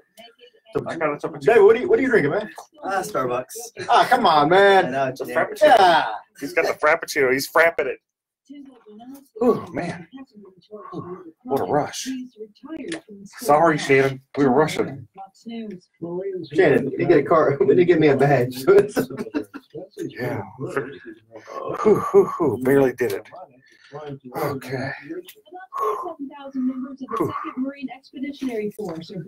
Hey, y'all.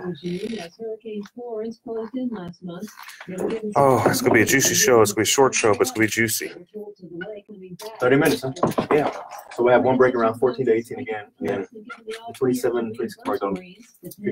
So we're going to go into, what do you want to talk about? Oh, first let's start about, there's a new suit. Well, first let's talk attack him again. And I'm Joe. Attack him. Oh, yeah, I could do it. Attack him. And then we'll talk about the suit against the city for the largest gun show in the country. Is open drag queen show. Yeah, they got to watch out. They might get in trouble on that for anti-slap. How are you going to get around anti-slap with that? Good afternoon. Watch out for an accident on the North Freeway northbound and the North Loop. This has two left lanes blocked. Some good news, that accident we had on the North Freeway southbound equipment has been cleared. Traffic is unwinding in that area, adding about 30 minutes to your commute. I'm Melissa Garcia, the 24-hour traffic center.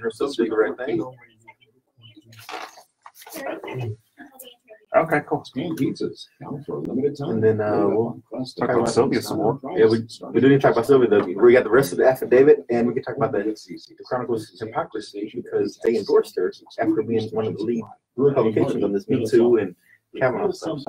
Go to Danny and his brothers. Take a break. After the first break, we're going down. After the first break, we're going to you with the about immigration law and how it ties in and stuff right here. KPRC. We'll make it fit. Opinions provided on the Eric Dick Show are for information.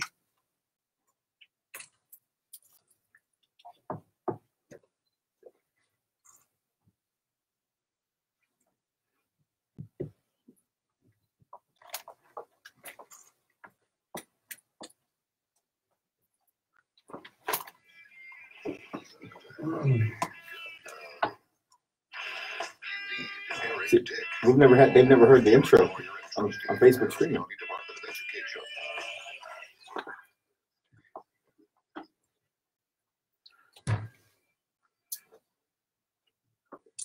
All right, folks, we're back to a spicy show here today. It's going to be fast and furious Eric Dick Show with my co-host and wingman, Chris Carmona. And hello, good weekend, everyone. It is going to be a great show. Okay, we had a lot happen this week. We had, Touchy Sylvia. We got the rest of her affidavit where, she's talking about some rash she has, and she has a clerk when she's a municipal judge, and she, starts telling the clerk, hey, I got this rash on my leg. You want to see it? And the clerk's like, well, no, not really, Sylvia. I don't know that many people want to see it, but no, I'm good. And she was good. And that's the thing. I mean, when we left off last week, we had limited information on this affidavit, but we have procured the remainder of the affidavit, and it just gets even worse. I mean, there was trips to Nashville where she was just taking advantage of her allegedly aggressively inside this hotel room. And, this is a legal talk show, and we talk about legal standards and how that impacts the community. Well, I remember a couple of weeks ago, the Houston Chronicle made it a point to make sure that our Supreme Court of the United States candidate, now Justice Kavanaugh, was put through this ringer and even made a point to publish different opinions and editorials where it said that, if you're accused of these things, you're not fit for these types of positions. So with Sylvia being accused of these types of allegations, it's surprising that they came out and endorsed her this week. What's going on? Well, to quote Erica Grinder from the Houston Chronicle, it's dead and irrelevant and no one cares. And that's actually from a reporter.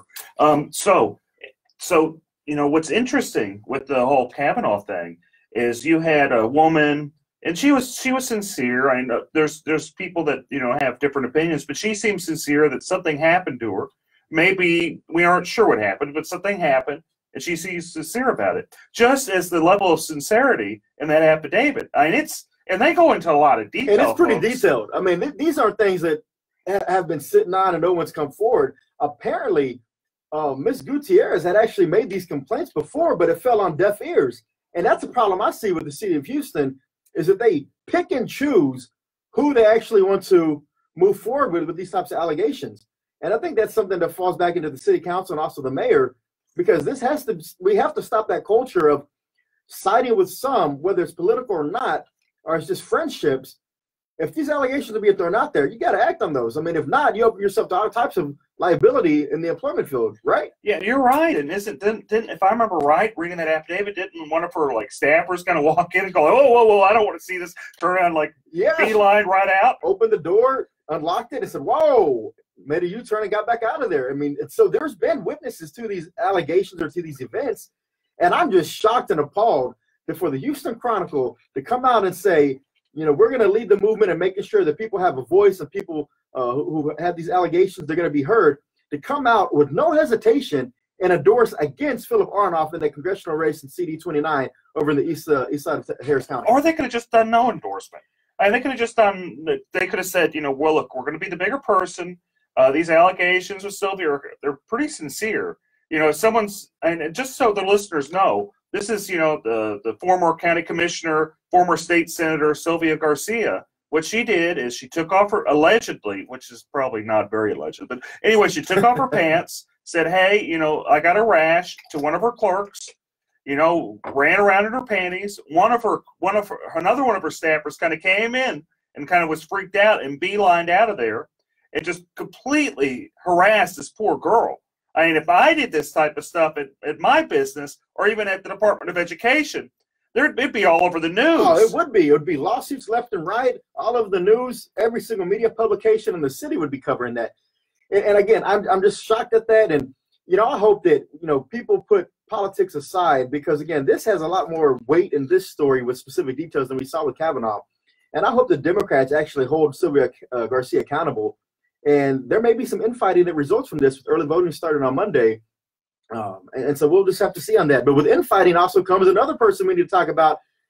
The turmoil hasn't stopped with our county judge. Oh, hunker down? Hunker down. Last week he had came out and endorsed the Democrat candidate for lieutenant governor, and there was some minor backlash from some of the candidates down ballot in Harris County, the Republican candidates. And there hasn't been any backtrack. If anything, it's been a double down on the statement of saying, I said what I said and I meant what I said. How's that going to affect everybody? How's that going to affect the courthouses? Because, in 2008, we saw a huge wipeout. 2012, we saw it again, a wipeout. 16, another one, sweep every 4 years on this. Ed Emmett is just kind of the reaction. It's really the fault of the local party, the complete mismanagement by the local Harris County Republican Party, and the arrogance of Ted Cruz. And you got to realize that Beto is the result of just utter arrogance of Ted Cruz being just elected, runs for president, just ignores everybody. I mean, Beto, he's done a decent job. He's not going to win. I don't think he's going to win. I think it'd be surprising it'd be a shocker. But stranger things have happened. But Beto wouldn't have nearly as much following if Ted Cruz would have done his job. And also been a nice guy. And everyone tells me in the Republican Party that's around him. I mean, some people do like him, and they jump up and down and say, we like him. But there's a surprising amount of people that say he's a jerk. I don't want to be around him. He's not connected to the people he was when he campaigned first in 2012. He's kind of separated himself with more of an elitist attitude is what I hear. And then I also heard last night that there was a Kingwood Tea Party gathering, candidate rally, and apparently that was the buzz around the room. Is anybody going to hold Ed Emmett accountable for this statement? And is that going to really hurt the down ballot judges? I think it will. I think it'll hurt the judges, but you got to also remember that Lloyd Oliver, he did something similar, actually a step back, maybe 4 years ago whenever he ran for DA. The Democrats just kicked him right off the ballot. Yeah, and there's been some great articles about that by Charles Blaine and also Kerry Cheshire. They made some mention on this, and they were asking people, hey, what's going to happen here? Oh, nothing's going to happen because Emmett's tied in with the local party that's incompetent. Yeah, it is. And More to come on the Eric Dick Show. A shortened segment today. We only have half an hour. We got to get to y'all some sports programming.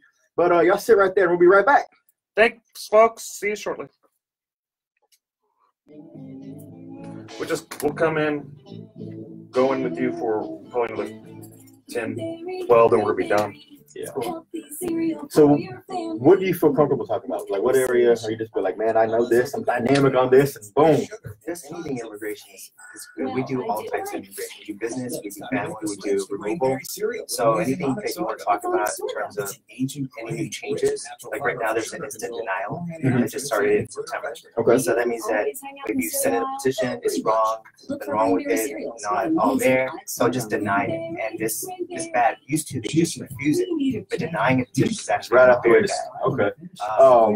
Then we can talk about this caravan that's coming up and Trump's statement. There's some tough people, and we don't want those tough people coming in. And we can see about they're coming from Guatemala and Honduras. They're trying to go through Mexico. Mexico's actually trying, they're trying to do their job and secure the border. So we don't want you coming in and filter in. They tore it down and. I'll tie into immigration, and then immigration right there. That's how we do it. I think smoking always affected my daily life because I was a closet smoker. Roseanne, exactly. Someone like the county chair should have said something, but he didn't. Really, the guy pays them off. I mean, that's it's his major funder. There's no him and this guy Weekly, they own him. So what are you gonna say? No, don't do it. But like I said, it's gonna be very, very, very. We got a good many followers now. Not want to break straight ticket voting because of his insistence on doing that. So we'll see how it turns out. But early voting starts on Monday. Make sure I go by, vote all the way through from the top to the bottom. There's a lot of judges on that ballot that really need your support. It's not a smart idea just to always hit straight ticket if you don't feel comfortable with all the candidates. Beto, fake Mexican. Is he really a fake Mexican or is he just using the name to try to trick people? What kind of fires was he putting out? Like what was being said to try to mitigate that damage? I mean, could you really mitigate that? Unless maybe to show some poll numbers and be like, the current poll shows, even with that statement, we're still up about 15%. Anything like that.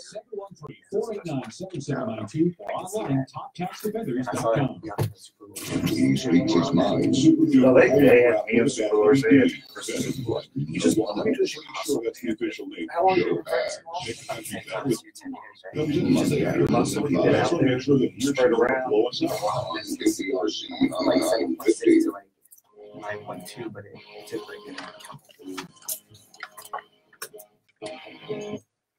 Oh, here we are, folks. If you haven't pulled over and talked to your lawyer, you better do it because we're going to go into some law, and I don't want you guys crying to me because I gave you good advice and you hadn't paid me.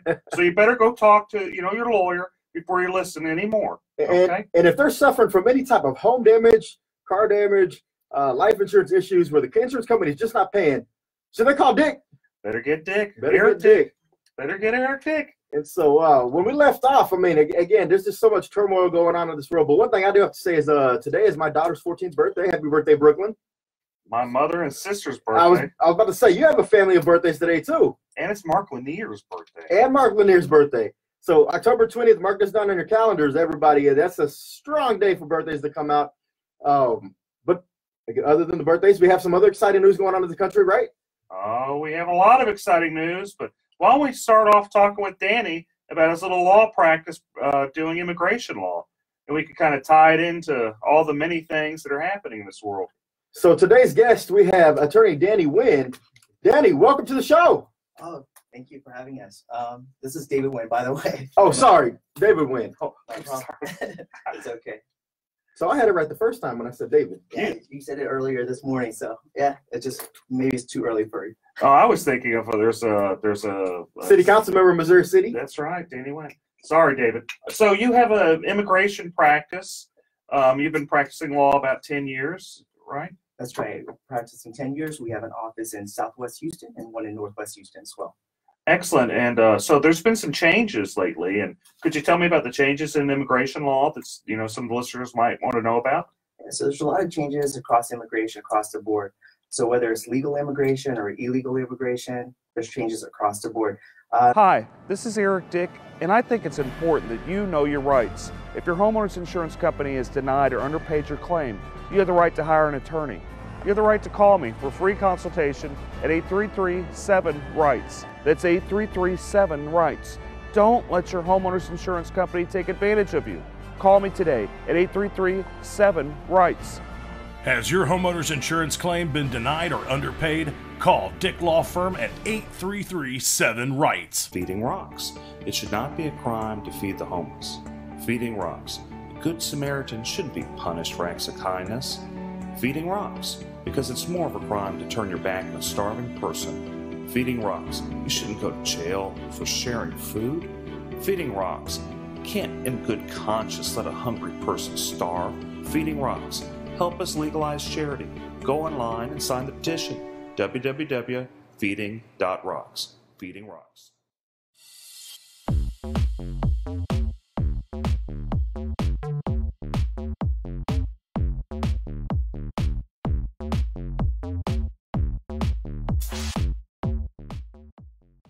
Some of the major changes, instant denial. So starting in last month, in September, if you send in a petition or an application and there's anything that's wrong with it, immigration used to send you a request for more evidence, or they send you a notice of intent to deny and give you an opportunity to fix the problem. So now, no more. They can instantly deny your application. And again, this is not like a rejection, this is a denial. So it looks really, really bad if you're trying to reapply later on.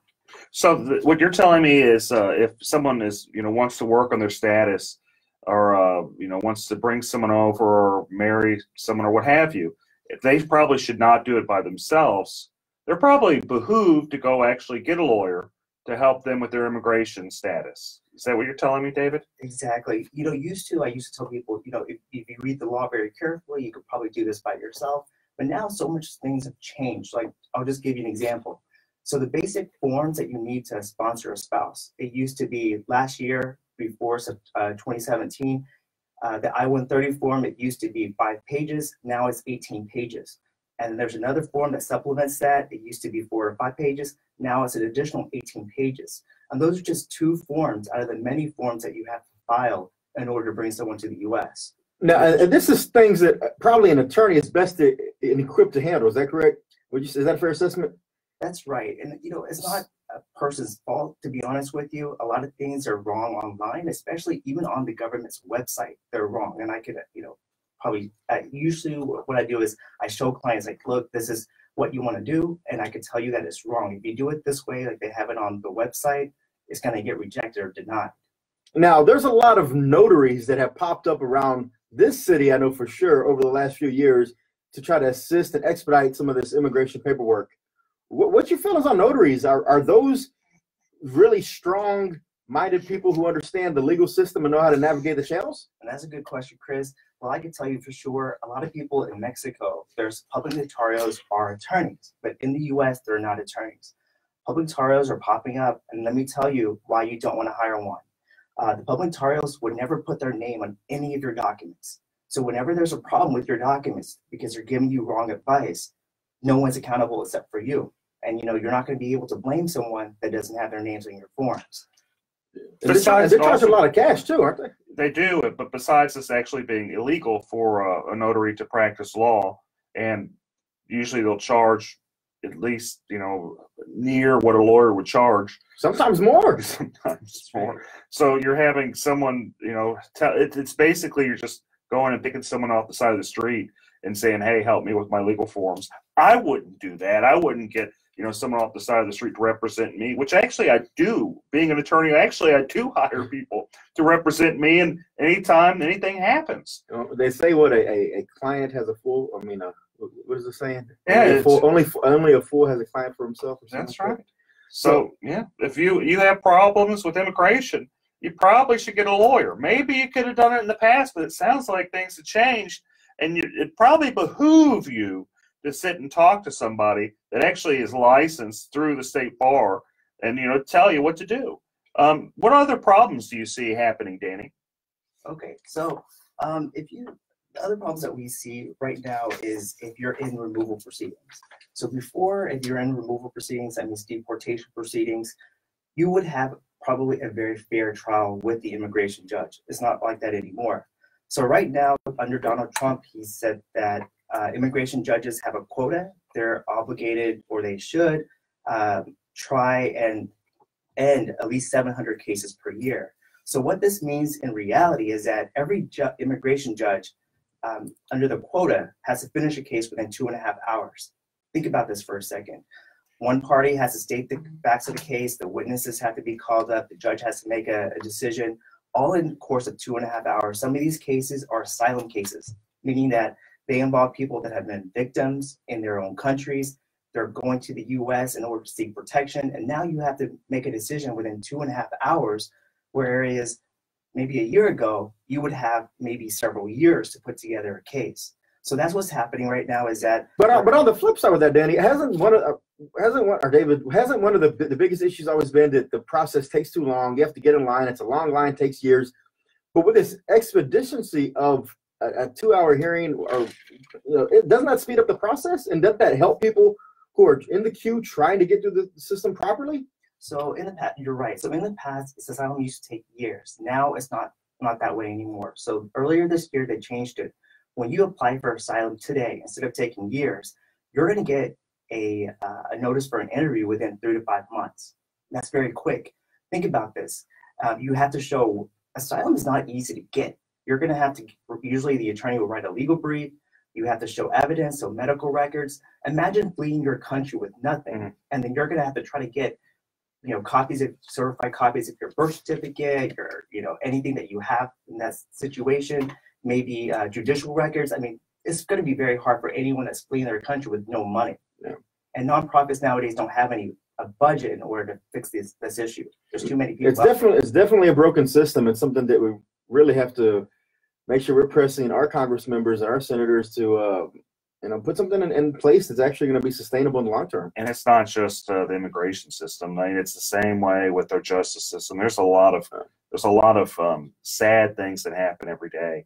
I had a client one time in criminal law back when I first started practicing law, where she had some problems with welfare. She got too much welfare because she was broke. And the judge that she was in front of, who's now the administrative judge in Harris County, was Susan Brown. She was nice enough to, put Mike Al in jail, baby in hand. When I say baby in hand, I had to watch the baby while the grandmother came to pick her up. It was training for you, Dick. It was training for you. That's training. But we want to talk about injustice. There's a lot of injustice to go around, a lot of injustice in different spots. And it's been going on a long time, and I imagine there always will be injustice. Yeah, real quick, David. There's a huge caravan coming through Central America right now, going through Mexico, trying to get to the United States. Will they make it? And if so, are they going to be turned back around under this new policy provisions? What happens to them? Right now, it's harder for people trying to enter the U.S. to get asylum or refugee status. So I think it's going to be an uphill battle for them to try to make it into the U.S. And even if they do, it's going to be very hard for them to try to get any legal status in the U.S.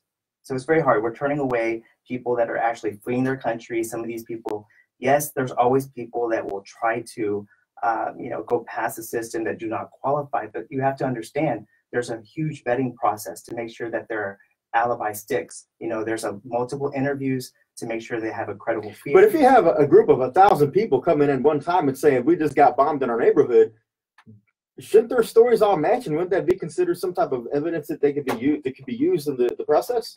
So just like you mentioned earlier about the Kavanaugh hearing, when people experience trauma, they're gonna remember different things.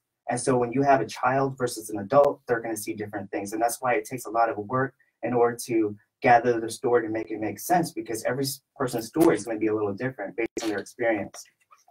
Well, I think it just goes to show that you're always probably doing right whenever you have legal problems to go and get an attorney. The system's always going to change under whether it's Trump, whether it was going to be somebody else. The system's going to change. Whether it's good or bad, it always remains to be seen. It's fascinating how government works, and how consequences for actions happen. Plenty of times they're inadvertent. It could be this could be a good thing. It could be a bad thing. Only time will tell.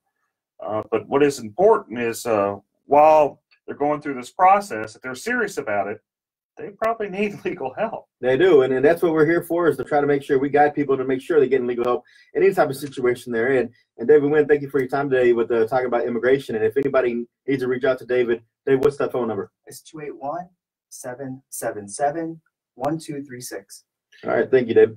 Yeah, so is there anything else we need to go through in this fast and furious? Absolutely. You know, again, anytime you're facing an insurance company, whether it's a car accident, a personal injury that happens, you slipped and fell, or you got flooded or hail damage, and the insurance company does not want to pay, you got to make sure you have someone on your side who's going to fight for you from the beginning to the end, and is going to take the insurance company to task.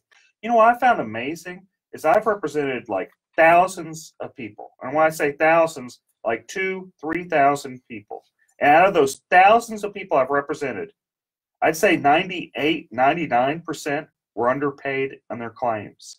It's just kind of fascinating that so many insurance companies just underpay claims, and they pay big money to to government through lobbyist organizations like Texans for Lawsuit Reform to buy people off. But I guess that's never going to stop. You're always going to have stuff like that, and that's been going on since governments began. Is you have special interests. And it has, and as long as there continues to be special interests protecting the insurance companies, it's important and critical that you have an attorney fighting on your side, and that's where homeowners insurance lawyer, attorney Eric Dick, comes in. And again, if you're getting in that legal situation, don't get mad, get Dick. Good to be back again, folks. I'll see y'all next weekend, or I won't see y'all. I'll talk to you next weekend. And make sure that we haven't always said this, but we got to send a huge shout out to our producer Shannon. See y'all next week. Thanks, producer Shannon. Have a good one. Barely did that one. That was a rush. Hey, send me some business cards. Maybe I'll hand it out. I have a business card wall. Hey guys, again, sorry for the short show today, but we'll be back on. We're good next week, right? I'll put this all I think on. we're good next week, but we'll let y'all know. Yeah, have a good one. It's on Twitter. It'll be on Twitter later. Okay. Bye, folks. Thanks. Hi, this is Eric Dick, and I think it's important that you know your rights. If your homeowner's insurance company has denied or underpaid your claim, you have the right to hire an attorney. You have the right to call me for free consultation at 833-7-RIGHTS. That's 833-7-RIGHTS. Don't let your homeowner's insurance company take advantage of you. Call me today at 833-7-RIGHTS. Has your homeowner's insurance claim been denied or underpaid? Call Dick Law Firm at 833-7-RIGHTS. Feeding rocks. It should not be a crime to feed the homeless. Feeding rocks. A good Samaritan shouldn't be punished for acts of kindness. Feeding rocks. Because it's more of a crime to turn your back on a starving person. Feeding rocks. You shouldn't go to jail for sharing food. Feeding rocks. You can't in good conscience let a hungry person starve. Feeding rocks. Help us legalize charity. Go online and sign the petition. www.feeding.rocks. Feeding Rocks.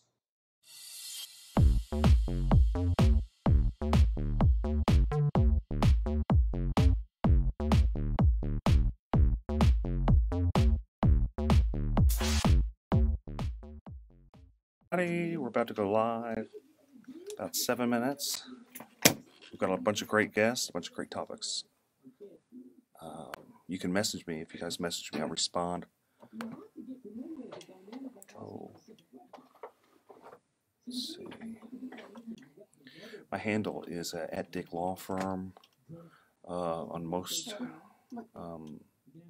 Twitter, Instagram. Okay.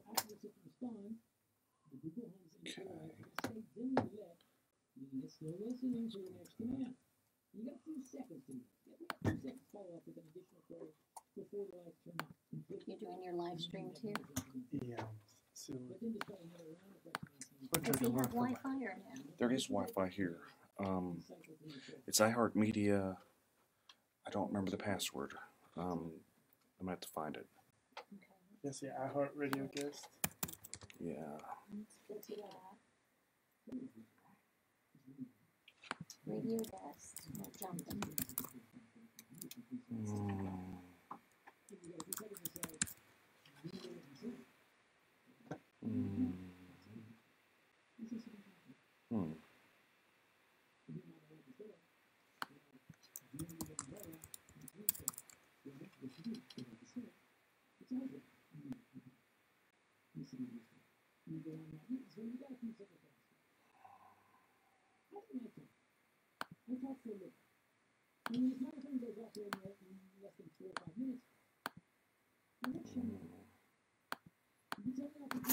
I don't know that I know what the password is, guys. I'm looking for the email where they sent it to me.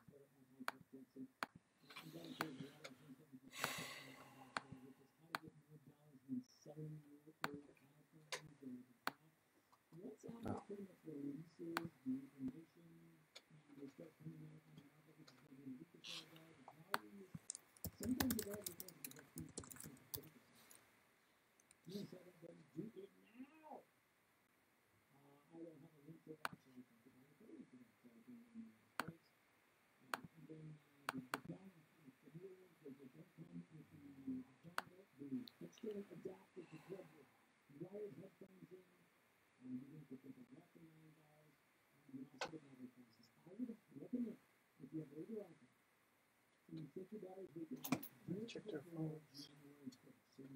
Should I check their phones already? I put mine on vibrate. Yeah, mine's on vibrate. Probably better put in your pockets. Yeah, I watched the debate last night. I saw clips of it. That's it. Yeah, pretty much. We have kids, so we're like, we have triplets. You So, have triplets? Yeah. so we basically pass out like around 8. Pretty much. It's work, take care of the kids, and sleep. Yeah. When you When can. they go to bed, we clean, do all this stuff, and then pass out. 2.5. All right, at least I wait until they go to bed first. So. Before we pass out, that's a good thing. Well, we do CPS work, so we Kind of know a necessary requirement. it's kind of a necessary requirement. Wow. So they exhaust us. Yes. Basically.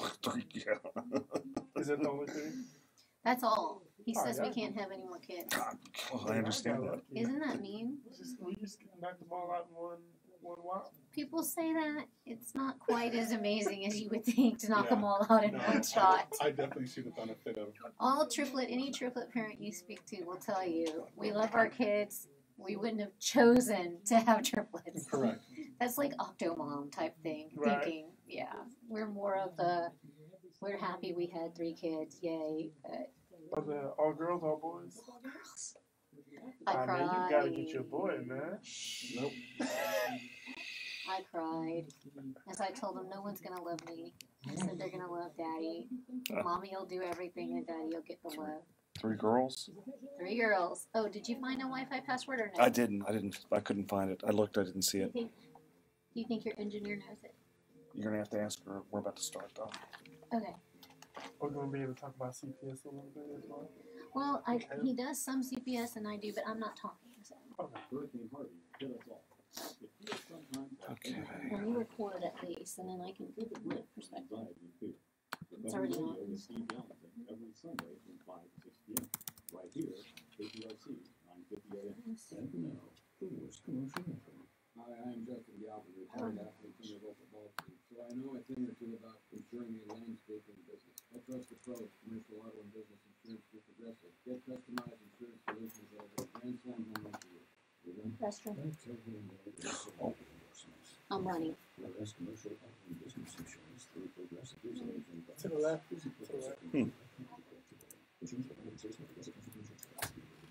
So I just discovered DazzleMe.com. It's a totally addictive new jewelry site with big name luxury brands. And you know which ones I'm talking about. Unique designers that you can't find anywhere else. All at a fraction of the price. I'm going back on DazzleMe.com tonight.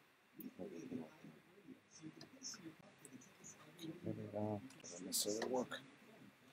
Ah. Okay.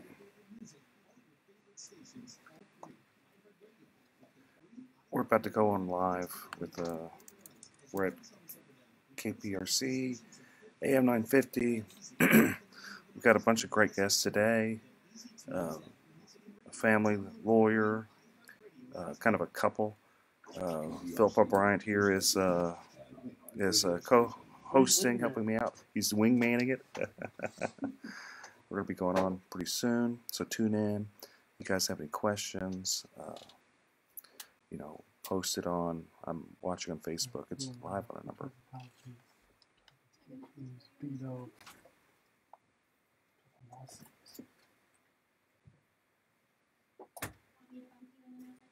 That's fine.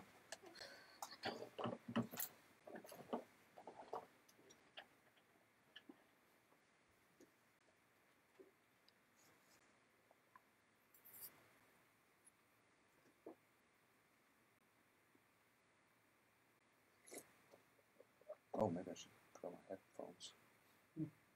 There's some here. Let's see. Oh, wait. Yeah, it goes silent for a little bit before. If I remember right, I always get spooked with this. It goes silent for a little bit, then it'll play its music. And we get going. Okay. Here. I was like, what is he doing?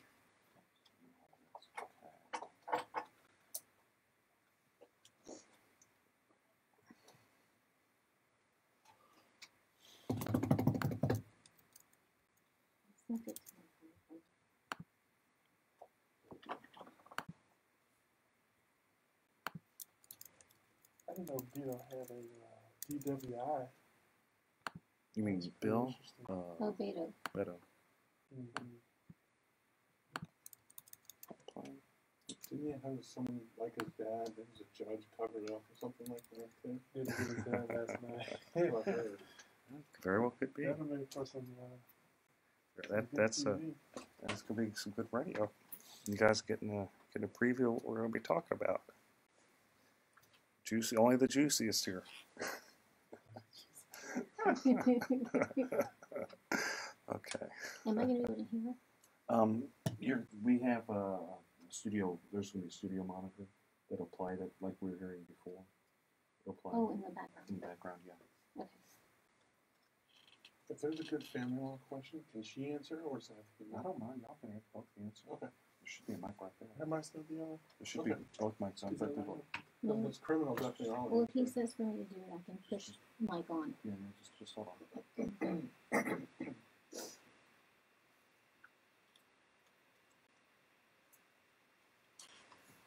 I know it's quiet. Okay. So you have to watch the video with it.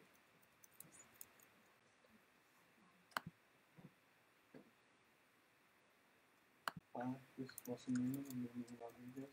Then we're live on AM 950. Going to take some questions, give some answers, and we're on the Eric Dick Show. Hope to hear from you.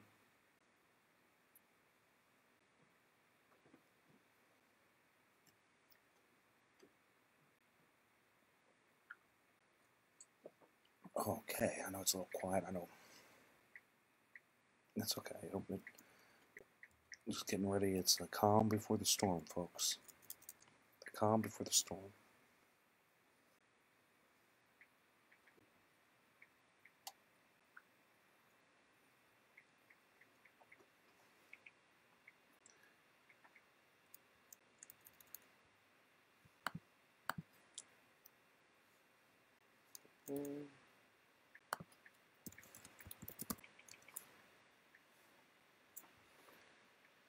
Okay.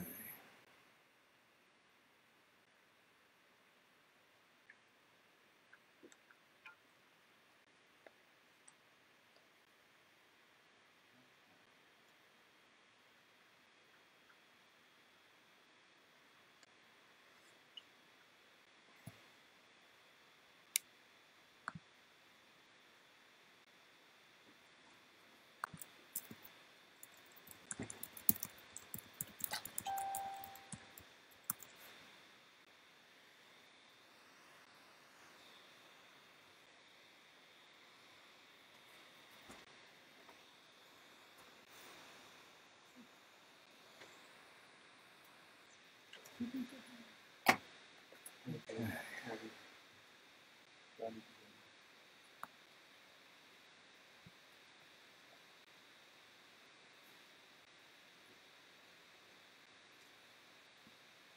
Corey Diamonds and Design Traffic Center. We did have an accident working on the outbound side of the freeway. We put recount to the backing up into the downtown area. It's not clear, but things still might be slowed up and wind. And we do have construction delayed outbound on the Southwest Freeway, approaching Westwood, but now the backup to the Speedway. And Stephen Cross, 24 hours traffic center. Adjust it. This report is the headphone volume there too. It's too loud. This was a participating modified stores, 5 jokes, and over 1 person got a neighborhood. Okay, we'll get ready to go on. Minutes, folks. I'm here. Still have a delay. You tune in AM 950 or just Facebook Live, Twitter, Instagram, Twitch. Twitch, yeah. I'm on Twitch, YouTube, and every single one. Periscope. That's pretty cool. Periscope, which is Twitter and all of them. So, guys, you got questions? Post it over. You should contact your attorney for opinion advice with respect to any particular issue or problem. The opinions expressed in the very picture are that of the host and guests, and do not reflect the opinions of the station or iHeartMedia.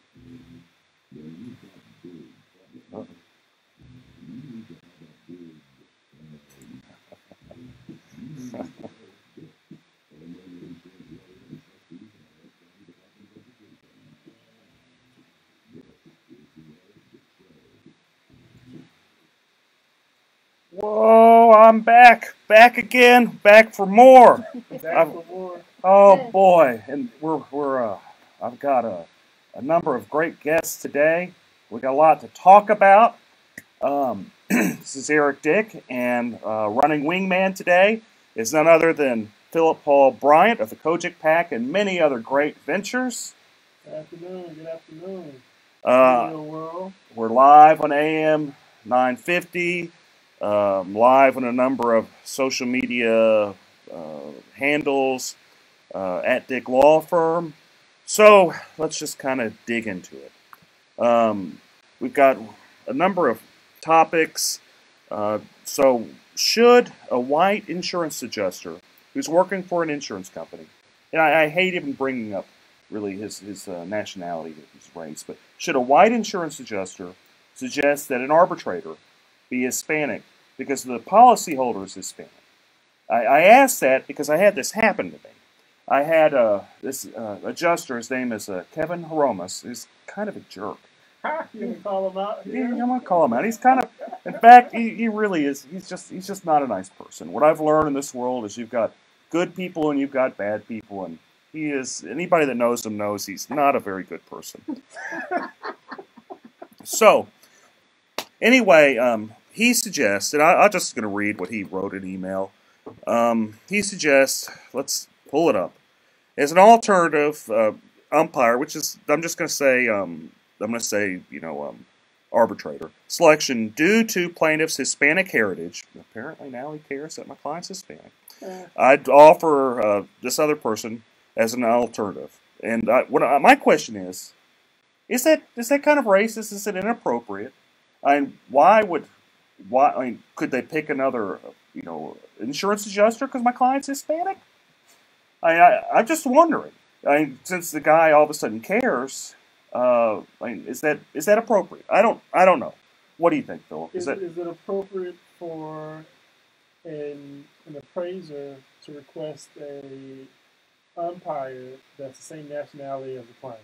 Yeah, whenever no one else is the same nationality, not even the person requesting. Yeah, it seems like you're kind of infusing race into a situation that for now there's a language barrier issue. I think a language barrier issue.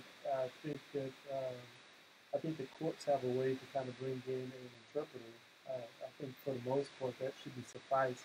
I don't necessarily think that it's about a jury of your peers at this particular point. If your peers would be the same nationality, I think it's more so about making sure that you have an arbitrator that understands the law, the rules, that guide the policy, and, and kind of go from there. It shouldn't necessarily be based on a race. I know a lot of people may feel a little bit more comfortable, perhaps. I know if I'm in court, if I have an African American judge and I'm African American, I may not necessarily get special treatment.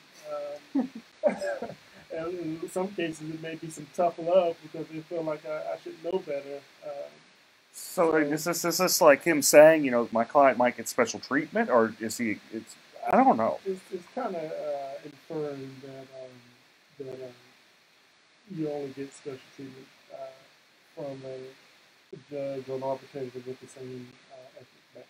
Then another question I have is, why would an insurance company even hire a joker like that?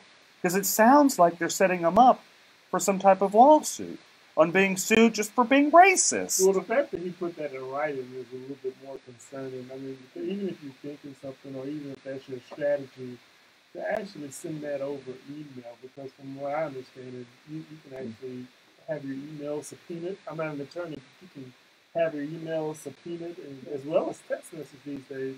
So I'm not sure why someone would put that in writing. You can even have the opposing counsel talk about it on his radio show. I mean, imagine that. Imagine that would happen. Yeah. Nothing on the internet is safe from anybody. No. So Russell, you're a lawyer. You practice criminal law, family law. Special guest Russell, I think you may have forgot to introduce him. I know I am not a very good host. I'm sorry. I didn't have a number of. I should have had more Southern hospitality. I know I'm a jerk plaintiff's lawyer. They call me reptilian, all this type of stuff. Perhaps you should have had a radio host that's the same nationality. They might have been. I know they might have been nicer. I'm sorry. So Russell, step up. Tell me what you think. Tell me about you. Tell me what you think about this. Hey, my name's Russell. I'm Russell Newman of Newman & Rodriguez Law Firm. I do mainly criminal and juvenile, but I have a partner and she does family. I think it's a very interesting issue. I have that come up a lot in cases, such as DWIs and such. I think the issue is, how is it framed? Does this person suggest that you have someone who's of the same race, or does he require someone of the same race? Why does he want someone of the same race? I think there's issues there within that have to be answered. I don't on its face love the idea, no, I don't. But I'd like to know the thinking behind it before I say it's absolutely inappropriate, or is appropriate, or is not, or whatever. But on its face, yes, I do find it kind of disturbing. Well, why would you even go down that path? This is my first question. What does it matter, their race? It doesn't. I mean, what is it? I mean, I'd hope in the current arbitrator's former county attorney, Michael Fleming, who I can tell you personally, I could go up to him and tell him what I think, and he's going to say he don't care. He's going to make his own decision, because that's just how he is, period. And they just, I guess they'd rather, I don't know. It just seems. Hi, this is Eric Dick, and I think it's important that you know your rights. If your homeowner's insurance company has denied or underpaid your claim, you have the right to hire an attorney. You have the right to call me for a free consultation at 833-7-RIGHTS. That's 833-7-RIGHTS. Don't let your homeowner's insurance company take advantage of you. Call me today at 833-7-RIGHTS. Has your homeowner's insurance claim been denied or underpaid? Call Dick Law Firm at 833-7-RIGHTS. Feeding rocks. It should not be a crime to feed the homeless. Feeding rocks. A good Samaritan shouldn't be punished for acts of kindness. Feeding rocks. Because it's more of a crime to turn your back on a starving person. Feeding rocks. You shouldn't go to jail for sharing food. Feeding rocks. You can't in good conscience let a hungry person starve. Feeding rocks. Help us legalize charity. Go online and sign the petition. www.feeding.rocks. Feeding Rocks.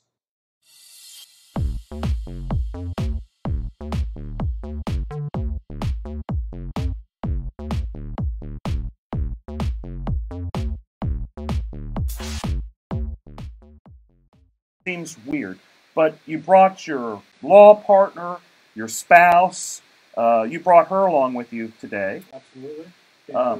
Yeah. And y'all share triplets, as we were talking about. They are 2.5 years old. I love them to death, and they are hastening my death at the same time too, probably. Well, that's you don't really. These are your first. First and only. 3 at a You guys time. are just warming up, man. Let's just figured out how to do that right. Now you gotta just call it. If they're great or if they're screwed up, I've done my damage. Having 3 at a time, that is a lot. What we were talking about. You're afraid they have another 3 at a time and end up with 6. Yeah. She may never be touched again. I sometimes joke with my spouse that having children is the best form of birth control. No, having 3 kids is the best form of birth control. That's very true. Oh, okay. Okay. We're going to take a little bit of a break. Talk more with Russell and Philip O'Brien about some other great topics. Thanks, guys. We'll be back.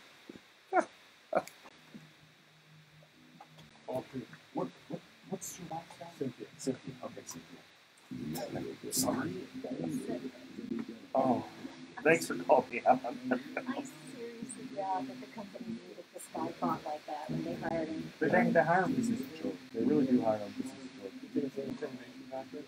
No, I think what it is he's afraid Fleming's going to be there. He's always there, and he's just trying to bait. He's trying to bait the other person into changing.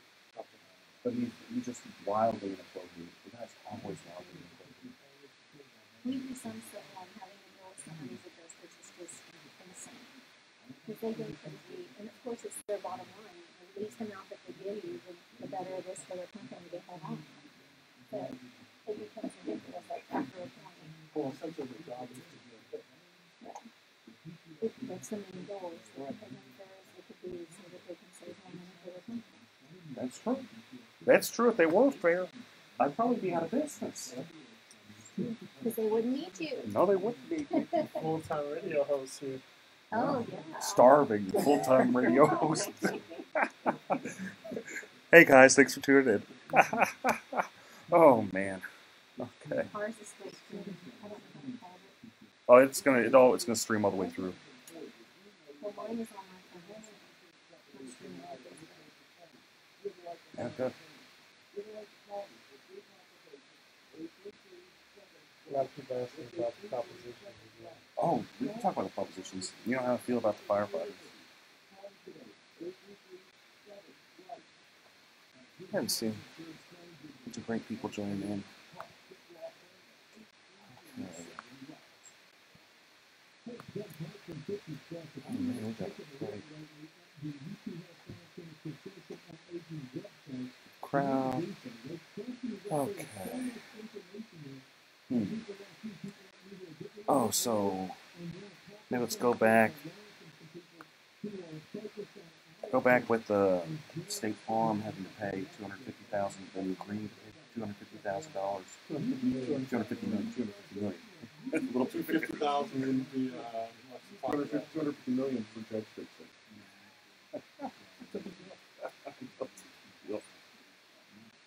Oh, in a time like that, you know, we're pushing laws that favor insurance. And then Republicans wonder why, you know, Ted Cruz is having such a hard time. Why it's a competitive race. They seem surprised, seem shocked.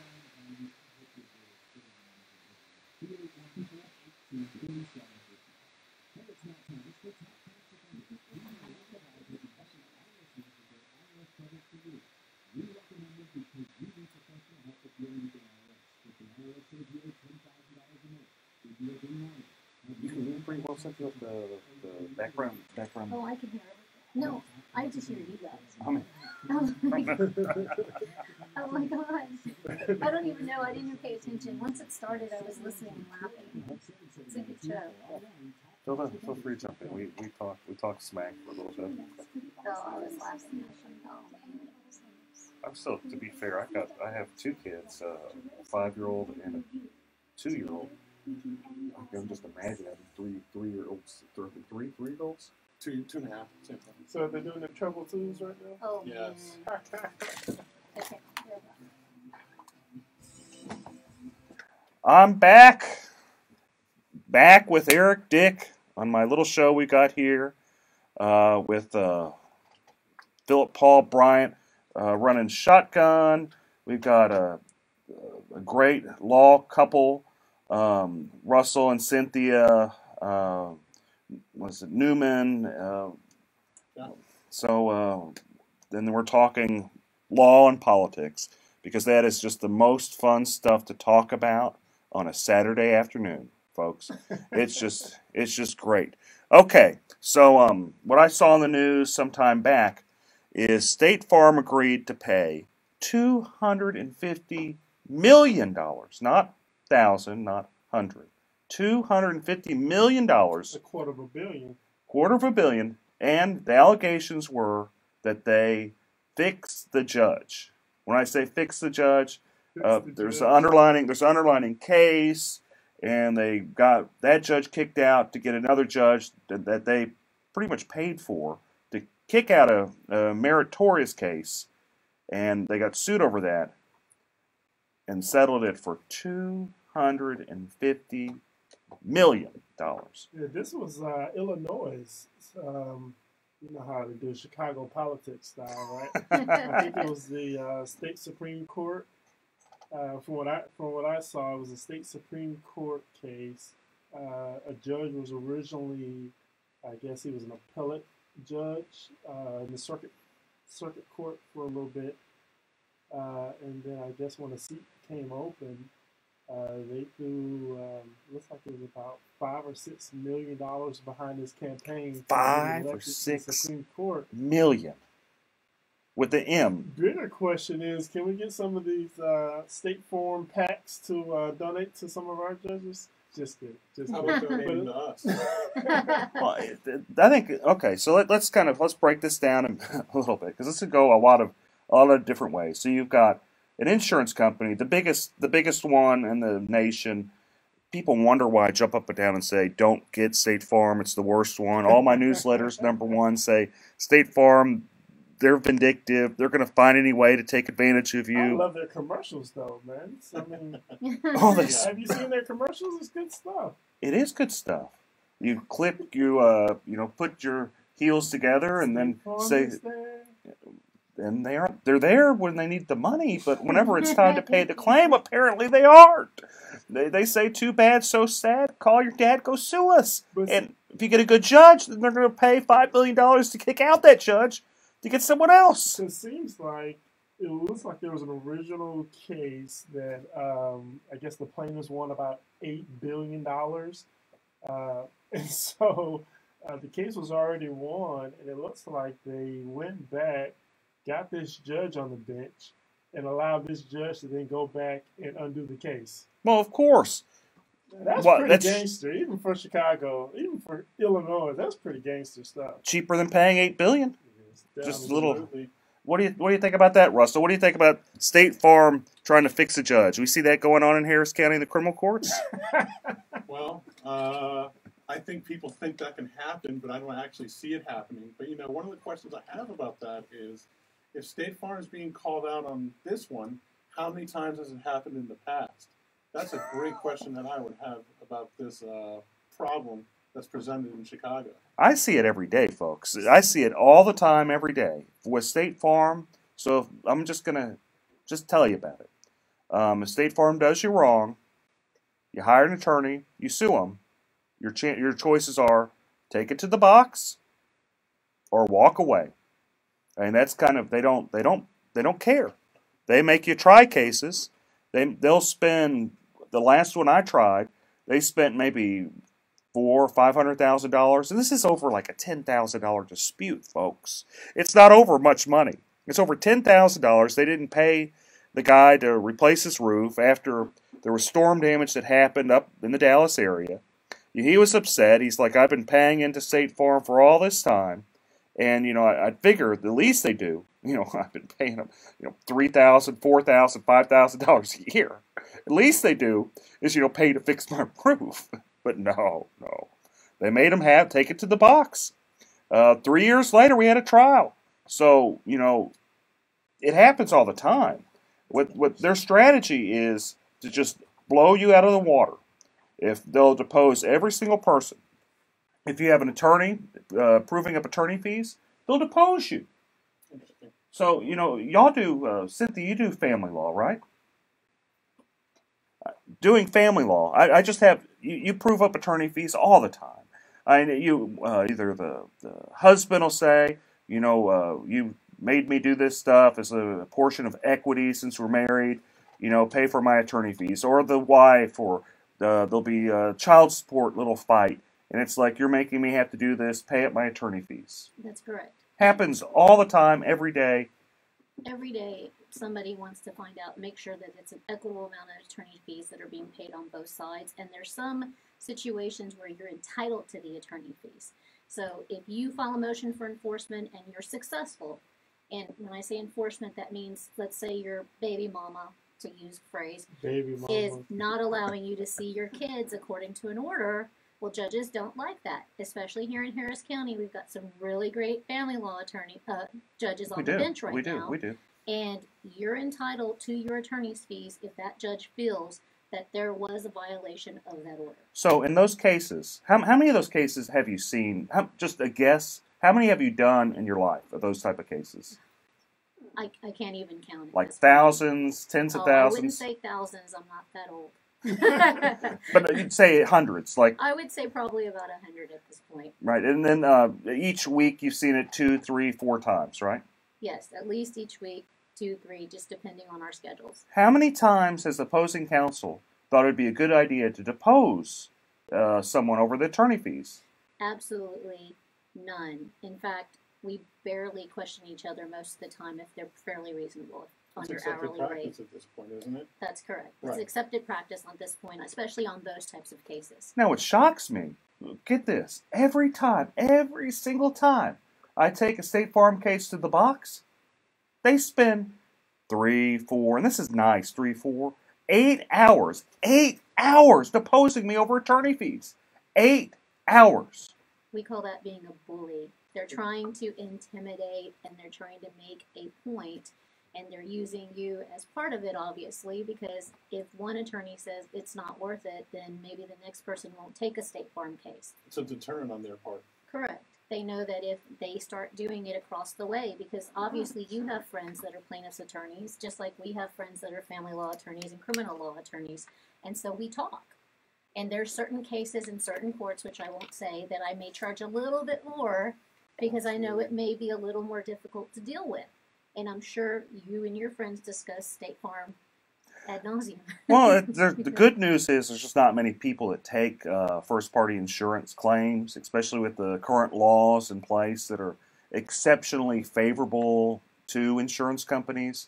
You had a 542A that happened, over the last legislative session, where you had Texans for Lawsuit Reform basically bribing people to push that law in place.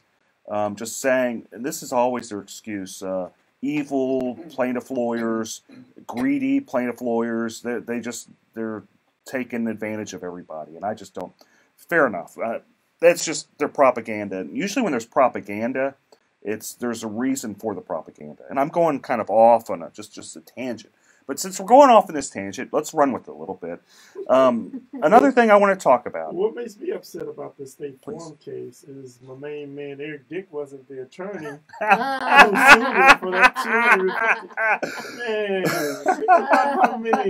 how much, what's the attorney fees on that? What's the Mexican restaurant we go to? Oh, El Tiempo. Man, think about how many times we could have went to El Tiempo. Lifetime supply. He could have bought an El Tiempo. He could have bought an El in your Tiempo. backyard. That's a pool. Save ourselves some time. Fajitas and margaritas for everyone. No, we just get the little. We're just gonna be getting the little meals. We're ordering off the lunch plate, Philip. We aren't buying no restaurants. There's the kids menu. There's the kids menu. Yeah, you especially had the kids menu with 3 kids. You can bring the girls; they'll only eat one of them. Okay, so we're going to take a quick break. We're going to be back. We're going to talk about TWIA, Texas windstorm. We're going to talk about the courthouse state of affairs with family and criminal courthouses. And, of course, we're going to talk about the debate last night with Beto and Ted Cruz. Stay with us. Thanks, folks. See you soon. I turned the microphone off. I think I did. I hit off.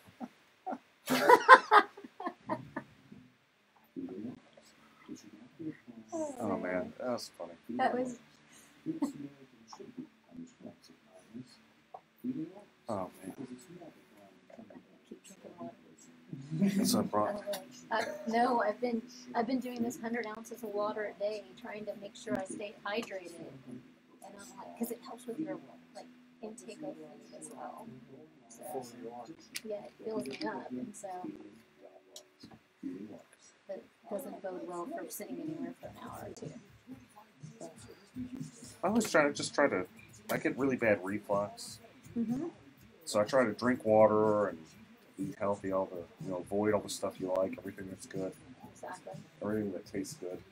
This is bad for reflux. Hi, this is Eric Dick, and I think it's important that you know your rights. If your homeowner's insurance company has denied or underpaid your claim, you have the right to hire an attorney. You have the right to call me for free consultation at 833-7-RIGHTS. That's 833-7-RIGHTS. Don't let your homeowner's insurance company take advantage of you. Call me today at 833-7-RIGHTS. Has your homeowner's insurance claim been denied or underpaid? Call Dick Law Firm at 833-7-RIGHTS. Feeding rocks. It should not be a crime to feed the homeless. Feeding rocks. A good Samaritan shouldn't be punished for acts of kindness. Feeding rocks. Because it's more of a crime to turn your back on a starving person. Feeding rocks. You shouldn't go to jail for sharing food. Feeding rocks. You can't in good conscience let a hungry person starve. Feeding rocks. Help us legalize charity. Go online and sign the petition. www.feeding.rocks. Feeding rocks.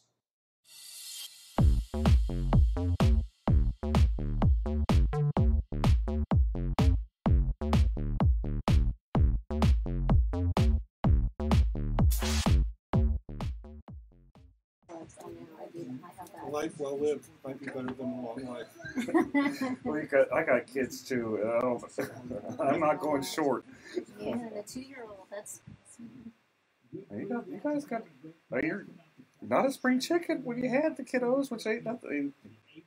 I don't mean to be nothing. I wasn't young when I had my kiddos either. Yeah, it's tough. And it's amazing. It's some of the best parts of your life. It is. It's great. And I tell people I had them late, but I had a good time before, so it's not like I'm sitting here missing the vacations or doing things.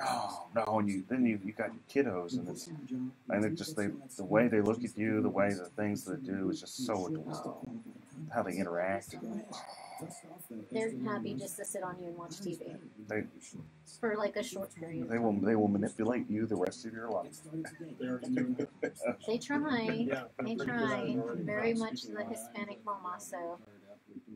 And people laugh at me, but I'm like, you take my kids in public, they eat out once or twice a week, and we don't have issues.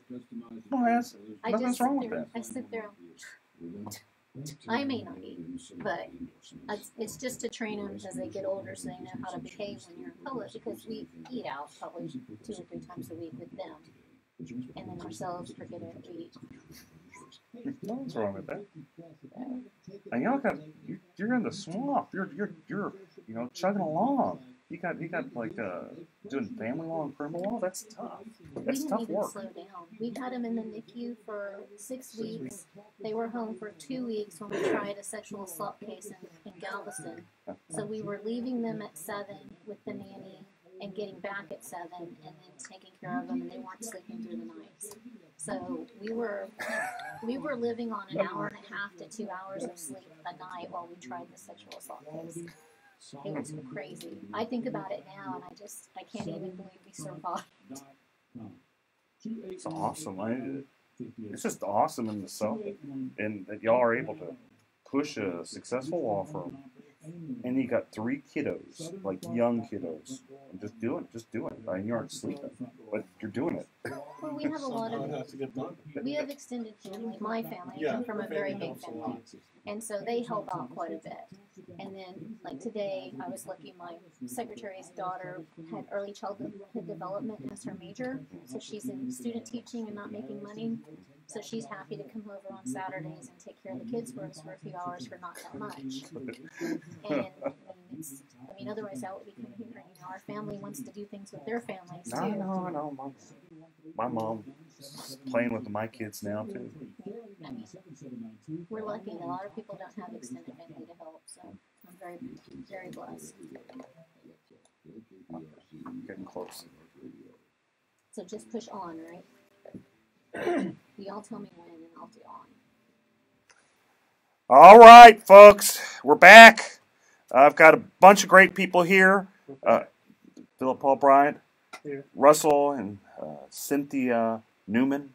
Hello. Great family and criminal law here in Houston. And let's talk about Texas windstorm, whether it's worth it, whether we should get rid of it. Let's kind of go a little background. Texas Windstorm is the insurance company of last resort along the coast. Laws changed maybe in 2000, let's say 5, making it pretty difficult to get Texas Windstorm to actually pay a claim. You have a lot of articles happening, a lot of people suing, saying that Texas Windstorm, they sent out an initial adjuster saying that the damage was like $80,000. Then that was too much, and they had to send out like a new adjuster to come back and just knock the number down to like $15,000. My question is this: should we even have Texas Windstorm? Why are we paying the money on this? If they're ripping people off, why do we even have it? Why are we even dealing? Why? They're the insurer of last resort, from what I read. Well, I don't. Okay, so I hear you saying it's the insurer of last resort, but you got to keep in mind. Here's kind of the beauty of it. There's also lender-placed policy, so if you didn't have insurance, the lender would automatically, that would kick in. And I'm not saying it's better, because actually it might be like just slightly better if you're able to sue them. They always argue that you don't have standing, but it's much better insurance than Texas Windstorm, because it's comprehensive, and I'm sure there's the same level of corruptions there. I'm not doubting that. But I guess the question is it better? Because I'm not even sure. What do you think, Philip? So this is something that taxpayers have to pay for? Mm-hmm. Yes. Oh, yeah. And it kicks in if your current policy doesn't work? No, if you are off the Gulf Coast and you want insurance, there are some insurance companies now that do sell, private insurance companies. Swift is one. Just an interesting name for an insurance company on the Gulf Coast. But there are some private insurance companies that are selling on the Gulf Coast. If you are not able to get them, then, if you have a mortgage company or what have you, they're going to force you to get insurance. If you're denied. No, if you can't get insurance, or if you'd end up getting it from someone like TWIA. And so that's kind of what it is. What do you think, Russell? I don't see the point. I kind of agree with you. What are we getting out of this? I mean, is there a tangible asset that we see from TWIA that we wouldn't see if we didn't have it? I don't know. Cynthia, what do you think? Well, it sounds like they are paying some, they're just not paying all. Is that correct? The allegations are there's a law firm that sued them, done depositions, where what happened is initially they'd say like the damages are like $80,000, and then they wouldn't like that, so they'd go back and they'd send another expert and say, no, that's too much, let's knock it down to 15. Okay, and so the issue is whether or not that's, I guess it's, if they can't get it from anyone else, would you think 15,000 is better than none? How much are you paying for the insurance would be my question. Are you paying $3,000, $4,000, $5,000 $8,000 a year for the insurance. If you are, save your money. That's true. Well, that's similar to being forced to have any kind of health care insurance I as think well. about insurance in general. For some people, they pay whatever the penalty is. It's $600 to $1,000 or something like that. Versus you don't want to know what we pay every month. No, it's probably similar to what I pay every month. And so that's part of the issue. Is just, is it worth it in the long run when you save it? I guess when you, depending on how much they're going to pay, but if the history is that they're not going to be covering these, then no. I mean, you can save your $1,000, $1,200 a month, and you just put that $15,000 towards whatever damage you end up getting. And if you have a mortgage company, the mortgage company is going to charge you for lender-placed policy, which that will pay because the mortgage company is going to want the house fixed. Correct. I don't know if they'll pay right. They probably won't pay right, but I imagine they'd pay something. They'd at least pay enough. I'd hope that. Well, who knows? I imagine. I've had cases where the lender-placed policy didn't pay stuff, so maybe I'm just too hopeful. Maybe I'm just too optimistic. I wonder if it's really that much every month, because it makes me think kind of something synonymous with us. We live in a flood zone, so we have to pay flood insurance, and we pay, and it's going up over the last few years, and it is, I think, $1,600 this year. So $1,600 over the 12 months, and if you pay that for this type of insurance, if you get $15,000 for damage, that may be worth it. So what's fascinating about flood insurance? Sit around and wait for FEMA. That's something. That's a legitimate point. Oh, we're sorry. You'll be waiting around for quite a while. The Red Cross is good for 500, I think. So what's interesting about NFIP, if we're going to go into a little bit, it's a government subsidized program where you have businesses, individuals purchasing insurance that, when I say subsidized, in theory, they're supposed to pay out more than they collect, and they probably do. I don't doubt it. But having said all that, what my issue with NFIP is, I don't understand why they offer it to the business community, to school districts, to stuff like that. Whenever you can actually buy insurance on the private market, flood insurance, and it's not that much more. So that's kind of another. I kind of wonder about that. And I'm going on a side note. Russell, tell me the state of affairs in the criminal courthouses in Harris County. Well, it's a pretty big cluster. It's a big problem. I think in what's been over a year, they have done nothing to ameliorate the situation. But I think the original criminal courthouse was such a disaster that if they fix that somehow, which I don't see how they can, maybe there may actually be a blessing somehow. But for right now, I'm running from juvenile court to civil court to a small portion of the criminal court, all to cover the same criminal docket. And it pushes back civil cases that, like, you have to try, or family cases that my partner has to try, because criminal cases take precedence because, your freedom's at stake. And so I feel not only do I have to cover so much more ground in the same amount of time, my cases get precedence in the court, and that backs everything up. So I think they really, really need to focus on having each courthouse for each kind of law again. But I think we're moving very slowly and haven't seen any improvement, and it kind of gets me down because I don't know what Harris County is doing to fix the security. Aren't they still using parts of the building? Because I know a family that they had a case down there, and it seems like they kind of redirect you automatically when you go to the criminal court. They tell you to go to the civil court, even though they're having some criminal court cases in the criminal court. What's going on?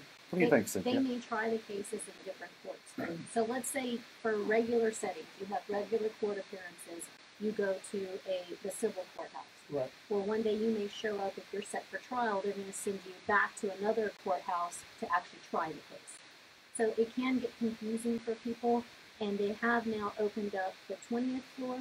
A couple floors. Probably 17 through 20. Of the main criminal courthouse, which is the on courthouse, 201 Franklin. Right. Which is the courthouse floor that was the least affected.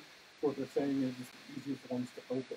But they're saying the other ones are so far from being open that they're not even optimistic. So they're just kind of doing one floor at a time as far as this? I think they're opening the floors that were not destroyed. They're saying the other floors have been so damaged that they can't open them anytime soon without major construction. Well, and what the background here, if folks are just tuning in, they don't understand what we're talking about, is the civil courthouses, more specifically, the criminal courthouse got flooded, just something severe from Hurricane Harvey. There was a basement doors. I think they had some roof problems. Sprinklers went off. It wasn't roof problems. I remember. I actually remember this quite well because I they asked me a little bit about the insurance. So, oh no, okay. And Chris Daniel was on here last week, and I know he's hustling. He's doing what he can, but there's only so much the district court can do. It's He's really a great district clerk to deal with. I don't even know the man personally, but if I have problems on cases, he answers my messaging on Facebook. I know. It's just amazing. Yeah, he hustles. So criminal courthouse flooded. All the cases got moved over to the civil courthouse. The old family courthouse, is it even being used anymore? Yeah, it's being used for misdemeanors right now. And The civil courthouse is felonies, and the old family courthouse is being misdemeanors. misdemeanors and 4D courts, which are the OAG courts. Child support. Yeah, the child support, the Title 4D, or the Attorney General brings them for to pay child support.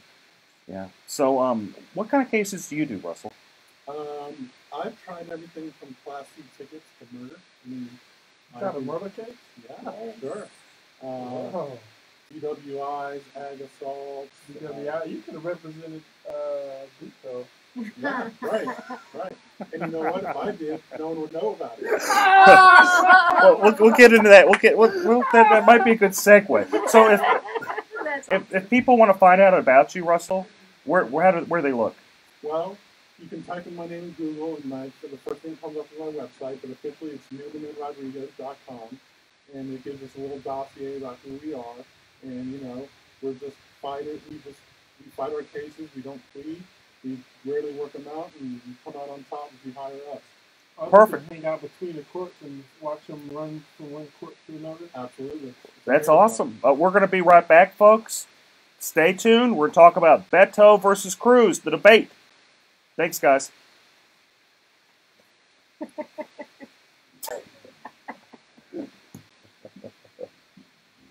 Oh, God. She keeps me on track. The thing is, sometimes I'll forget. I won't catch it until it's like, you gotta take a break. You want to hear the news? Yeah, they say 2020 is optimistic, by the way, to fix any of the points. No, I don't doubt it. So that's thinking 2021, 2022, it's just saying 2020 is optimistic. My hope is that they actually, the problem with the criminal courthouse, well, there's a lot of problems with the criminal courthouse, but the biggest problem that I saw is that you couldn't get into the darn thing. So if they are repairing it, I hope they actually fix it so you can actually go up the elevator. How much are they spent? Might be good to start from scratch. Definitely. Because I mean, the structure is already flawed as it is. Somebody shut a whole building there? Yeah.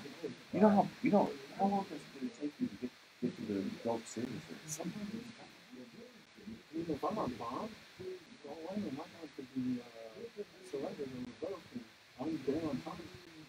You gotta come and you got a big line in front of the courthouse. That's what happened to someone. I was in the DGA, and they went through the metal detectors and everything at the Silver Courthouse. They told them they needed to go to the criminal court. They went over to the criminal court. They said, no, you need to go back to the Silver Court. And by the time they got back, the line was like around the corner. And I'm pretty sure that they got their following her. Yep. That's insane.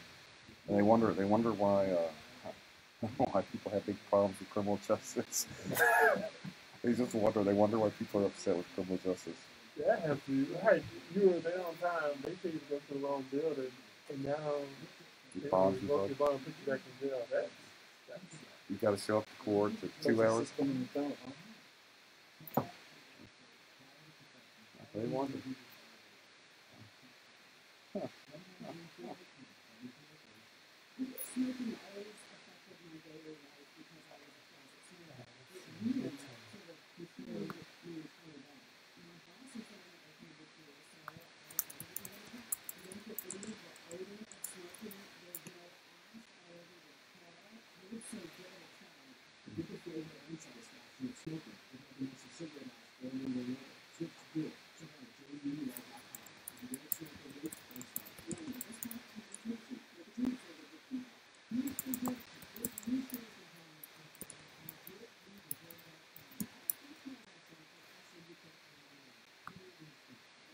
Hi, this is Eric Dick, and I think it's important that you know your rights. If your homeowner's insurance company has denied or underpaid your claim, you have the right to hire an attorney. You have the right to call me for a free consultation at 833-7-RIGHTS. That's 833-7-RIGHTS. Don't let your homeowner's insurance company take advantage of you. Call me today at 833-7-RIGHTS. Has your homeowner's insurance claim been denied or underpaid? Call Dick Law Firm at 833-7-RIGHTS. Feeding rocks. It should not be a crime to feed the homeless. Feeding rocks. A good Samaritan shouldn't be punished for acts of kindness.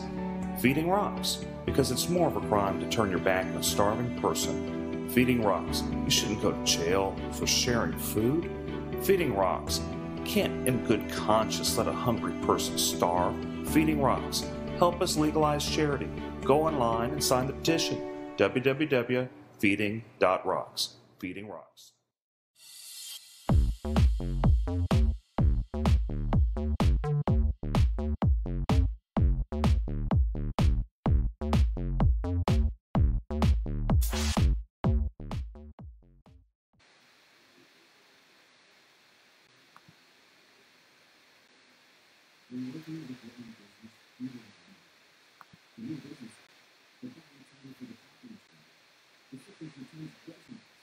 Weird. So what it is working. Periscope, YouTube, Facebook, streaming, Twitch.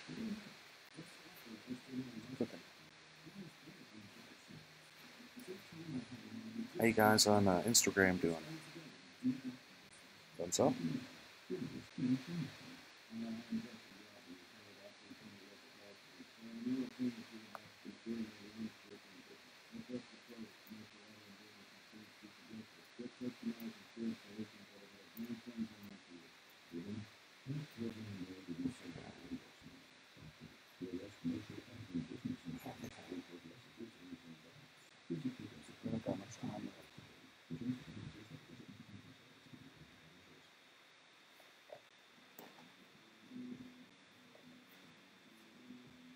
I just can't believe they just let me let me have this show. I think they're just gotten desperate at KPRC. Find some poor lawyer on the side of the street and then just give them a show. That's funny. We'll host for food. Yeah, well, that's right. That's the sign I had. Thanks, guys. I'm back. Eric Dick. Let's just kind of jump into it. Beto versus Cruz. What do you think, Russell? What do you think of the debate that happened last night? I think Beto really has a good campaign on his hands. I think there are many people that are coming to my house day after day asking me to sign for them, and there's more signs on every lawn. I keep getting text messages. Yeah, I get text messages too. You know, he's really trying, and he has this grassroots campaign, but I don't think he's going to beat Cruz. I don't think he has what it takes. I think he's likable, but I don't think he doesn't have the experience. He doesn't have the experience. He doesn't have the aura about him to be our next senator. Since when did his experience become a requirement to win an election? I guess not. What are you talking about, man? Just in comparing the two, when you Right. look at the two of them, when you're trying to determine which do you feel will win in the long run, it just seems like Cruz seems more together. Now, I'm not saying we're supporting either. We're not getting into that drama here. Well, in my opinion, I'm just talking about as far as the ability to get out the vote, make sure your voters, make sure your base shows up for the election. That's who determines. I mean, because there's a lot of great judicial candidates on the ballot. Phenomenal. Sherry Dean, John Schmoody, Alicia York, yes. Millard. Yes. Prime. It's Prime. Judge Prine is on there. Charlie. Right, but it's Charlie. not. Hi, Judge Prine. He's probably watching. If you're listening, hi, Judge probably Prine. is. He probably is. Just kidding. Just kidding. Oh. Yes, there are a lot. But it's not based on that. It's based on who gets the people out to vote. I mean, right. All of those judges are in jeopardy of losing their jobs. Absolutely. If the Republican base doesn't get out there and kick butt, or if the Democrats were some way super motivated to come out to vote. Well, I see some of the judges that are really trying. They're going a little bit further than normal because I think they really do feel that they need to just advocate for themselves. And I think they're right.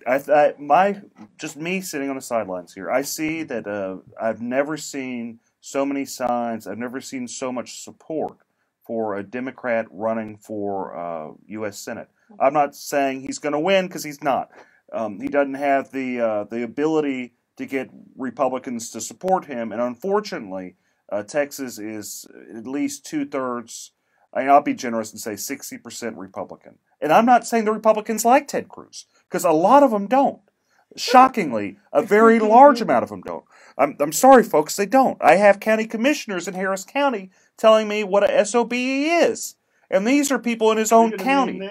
I'm not going to name names. Not You're this not time. safe on this show.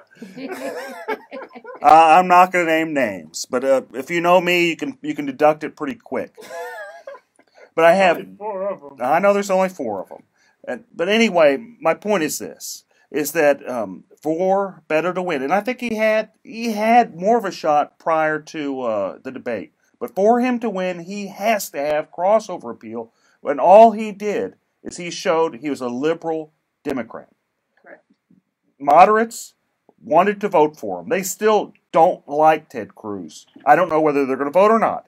Independents, they don't particularly like Ted Cruz, but they're afraid of Beto because he's a socialist. And maybe he's not per se a socialist, but he's very, very liberal, and that can't be denied.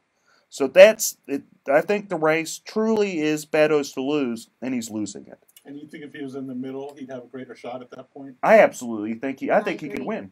I think he'd win. I think if he just told Republicans, hey guys, look, I'm Christian. I know I don't like abortion. I don't really support abortion, but I think you should have, you should work there, or at least say, look, I'm just a senator. I'm not going to touch those rights. What I'm first as a Texan, I care about helping people. And I care about keeping us secure. If he didn't have to say, I support building a wall. He just had to say, I understand that something needs to be out there to secure our borders, to take care of us as Texans. And he was right about not having a wall, dividing your property. That happens along the border. You have the government actually build a wall and separate your property, where he's right on that. He is. You shouldn't have government going there and putting a big wall in the middle of your property. Correct. Taking away your real estate. Probably pay your rent. If they would, I wouldn't mind the wall. Right. Chip in. So he's not off on that. I do support a wall being built. I just don't think you should destroy people's property building the wall. Well, I thought he did a really good job of comparing him to Hillary. He kept Ted Cruz. Ted Cruz. He kept saying you and Hillary, which is a really good strategy in my opinion. And he also started talking about him not being lockstep with Texas. That's not what he tried to almost make him the outsider, which I thought he did a really good job. But what Ted also did a good job is acting like a jerk, and that's what he's really good at. And I don't mean to be anything, but whenever you had Beto at the very end try to be nice, and Ted kind of being a little sarcastic, it didn't help him. There's a reason why this race is as close as it is. There has to be a reason why, and I don't buy into a bunch of liberals pouring money into it, because that happens all the time. The reason it's so close is because Ted Cruz is not likable. Correct. And the reason he's not likable is how he treats people. And this is what I tell all the politicians I meet, all the great judges that we named before. How you treat people, how you treat the people in your court, how you treat people that you don't even expect, that plays a giant role in politics. And life. And Right. business and everything. It resonates. It does resonate. Well, almost 4 million people did vote for Hillary Clinton, by the way. It was, a 43 to 53% Hillary versus Trump, what was it, 2 years ago? So there are a lot of Democrats in Texas who has the ability to vote for a veto. What was the end numbers with Trump and Hillary? I think Trump got about 53% to Hillary's 43%. Well, there you go. So even 4.8 million to 3.8 million. I'm going to give Beto the benefit of the doubt and say he gets the 48%. Well, and that's the thing. That's the whole point that Eric's making, is that even if he needs to do something to make himself more likable to some of the Republicans that are on the fence or the independents, because even if he gets what Hillary got, he's not going to win. But that line was, you're still talking about half of the state. So in my opinion, a large portion of where Hillary votes came from was the same area that Cruz is on. Well, what I think Eric is saying is that Cruz is vulnerable right now, right, and Beto could do a better job of grabbing the people that are on the fence by being more moderate, but he's not doing that. He has a shot, and he's not taking it. That's what I think. That's exactly what I'm saying, but I don't think Beto is. I think he comes off as a nice guy, as a passionate guy. Right. I disagree with him strongly on a number of issues, but I think personality only goes so far. Though he has a good personality, he'd have to at least not scare Republicans, even just people that dislike Ted Cruz, to think that even though we dislike Ted Cruz strongly, we might dislike you more. That's basically that's it. Well, you can't underestimate speeches and likability. There was a young black fella a couple years back who won the presidency a couple times. But he didn't win Texas. He won Harris County, and I will note. I'm not saying Beto won't win Harris County, and this is what we'll kind of maybe end on this. Is that we have some really, really great people on the Republican side running for office. And what I've heard is there's been internal polling with the Republican Party. I've even heard that Dan Patrick has some serious apprehension that the Republicans lose Harris County. Right. And if that happens, it's going to be very sad, because people like Sherry Dean, and I've known her a long time, she is a very, very sweet woman. Roy Moore, too. We almost forgot about Judge Farr. Judge Farr is probably one of the most qualified family law judges on the bench. He's amazing, and he's up for re-election, and that's what's going to be difficult, is if people go out there and vote straight party, which I do not advocate. Please don't do that. If you don't know anything about these family law judges, message me on Facebook. I'm happy to discuss it with you. I'm happy to tell you why I support these judges, because they have experience. They do well. They do their job in such a manner that you are proud to work in Harris County. Thank you guys so much for tuning in. I'll see you next week. You guys have a great weekend. Thank you. Thanks. Sorry. That's okay.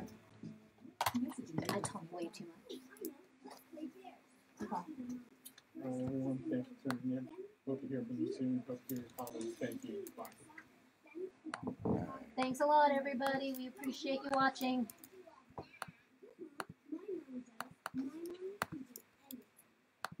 Okay, got that still learning this.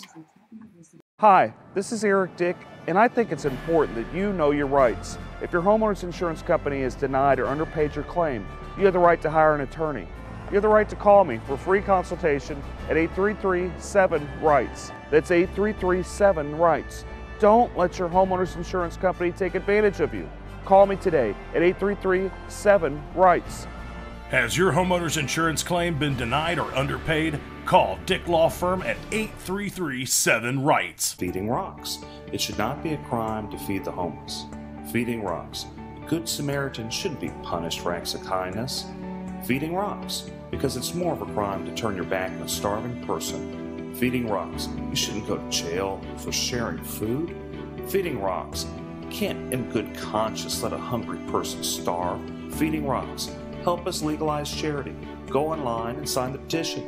www.feeding.rocks. Feeding Rocks.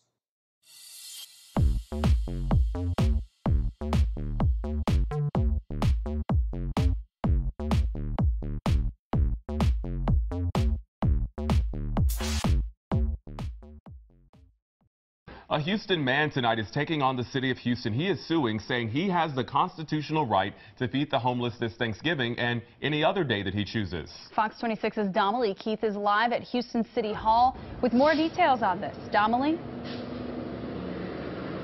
Yeah, you may remember the charitable feeding ban went into effect a few years ago, making it illegal to feed the homeless. Well, Philip Paul Bryant says it shouldn't be against the law to give food to someone in need. He says it should be the other way around, a crime not to give. Of just trying to make sure a fellow human doesn't starve. It sounds simple enough. We aren't asking for anything else than to be able to give food to those that are less fortunate. Please let us do it. Houston City Council members say they passed the charitable feeding ban to ensure homeless people receive food prepared under health code regulations, and so those in need will turn to an organization to eat, so they will receive other resources, services, and shelter as well. Many of them take probably no more than 150 people. How many homeless are there? You cannot fit all the homeless into the shelters. We pursued this lawsuit because we felt the city was trying to disenfranchise not only on the less fortunate, but also trying to discourage good people, good Samaritans from doing the right thing. It's Thanksgiving. It's the whole purpose of this holiday is to share food and eat. Let us practice our religion. Let us follow our faith. That's all we're asking. Someone doesn't give them food, they won't have food to eat that night. Bryant says a number of groups wanting to set up outdoors and feed the homeless this Thanksgiving are discouraged for fear of being punished by the police. There's going to be a lot of people who are on that border of saying, yeah, do we feed them, do we not feed them, do we want to go to jail, do we want to get a ticket? Now, those who want to gather and feed the homeless have to first get permission from the city, and depending on where you plan to set up, you'll have to get permission from the property owner as well. There is a $500 fine for violating the ban, and you could go to jail if you don't pay that fine. We're live in downtown Houston. I'm Donnelly Keith, Fox 26 News. A local pastor is fed up, and he's challenging the Houston homeless feeding ordinance. And the city requires you to get a permit if you are going to share food. He can't get a permit because he doesn't know where he's going to share food. Philip Paul Bryant regularly keeps cans of tuna and water bottles in his car to hand out to homeless people. But under the current city ordinance, he's breaking the law. His attorney says Bryant does this because his faith teaches him to help the less fortunate. This law that's in place, it's a mean-spirited law. It's against, charity. It's against kindness. It's against doing the right thing. Eric Dick says they plan to fight this till the mayor and city officials overturn what some believe is a misguided ordinance.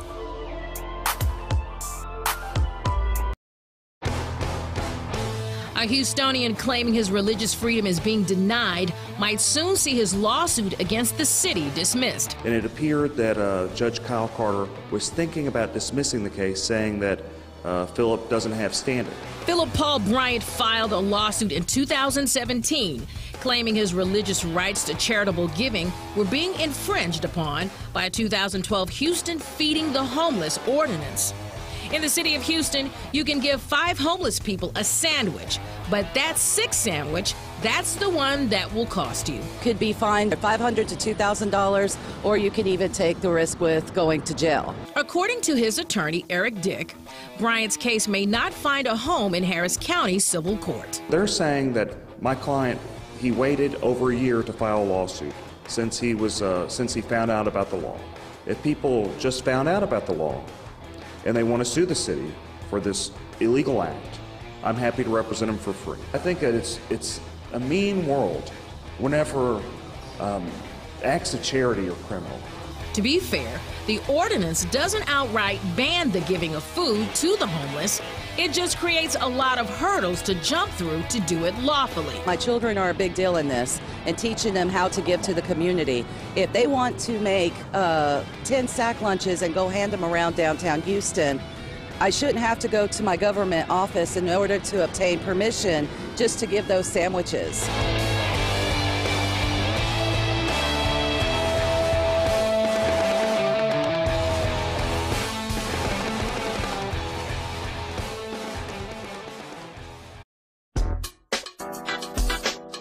Breaking the law, one meal at a time, feeding the homeless. It is morally wrong to make it a crime to give food. A Houston man who feeds the homeless because of his faith is suing the city, challenging the established charitable feeding ban. The often debated ordinance has banned sharing food in public groups of more than 5 people without city permission since 2012. The city says you can give food to 5 people, not 6. What are you supposed to tell the 6th person? I met my quota today? The city wants to dismiss Philip Paul Bryant's lawsuit. That's a crime? What does this world come to? It's a sad day whenever trying to prevent a fellow human from starving is a crime. The city says the ordinance aims to curb trespassing and littering, both of which were already prohibited in the municipal code prior to the passing of the ordinance. While some Houstonians are in support of the lawsuit, I really hope he wins his case, and I really hope they lift those sanctions so we can be able to give more to the needy. So if you're willing to help more than 5 homeless people, you should be able to do that. Some even challenge the city's support of their citizens. The city isn't going to take care of their homeless people. That's their people. Somebody got to take care of them. So why can't we take care of them? A question Houstonians will continue to ask as long as the ban remains.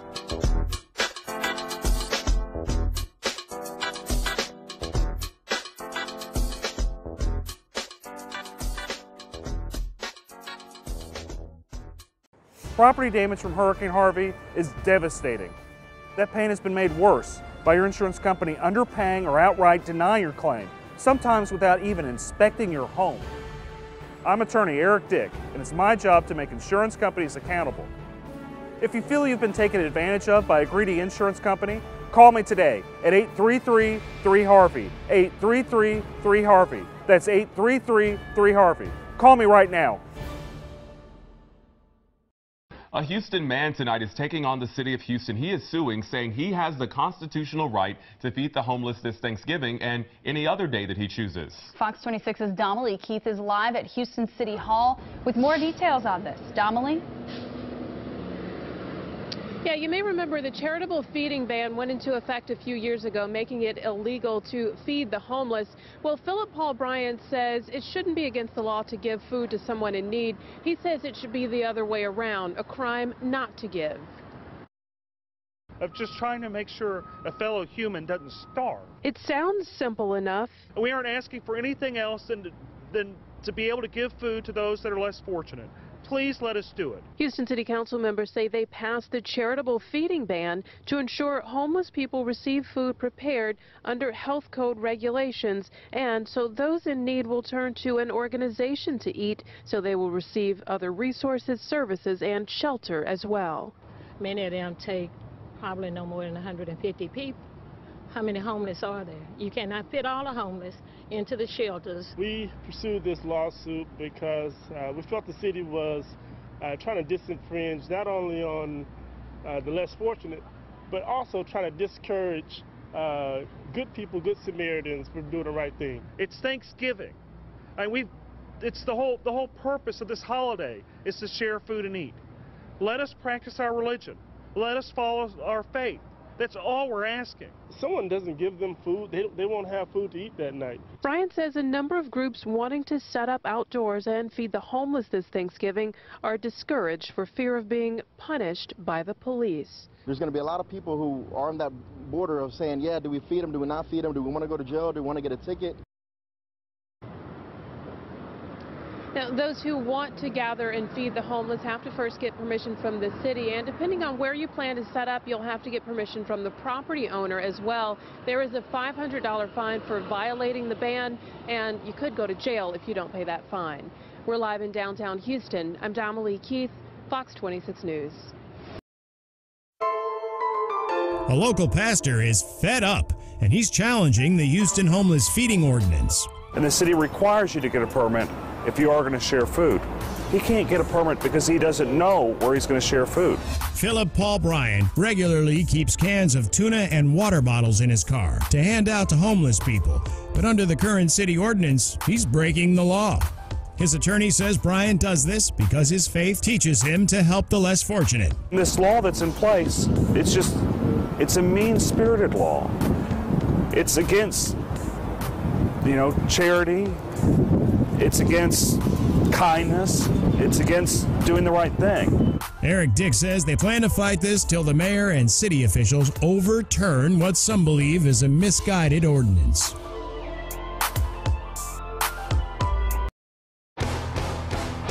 A Houstonian claiming his religious freedom is being denied might soon see his lawsuit against the city dismissed. And it appeared that Judge Kyle Carter was thinking about dismissing the case, saying that Philip doesn't have standing.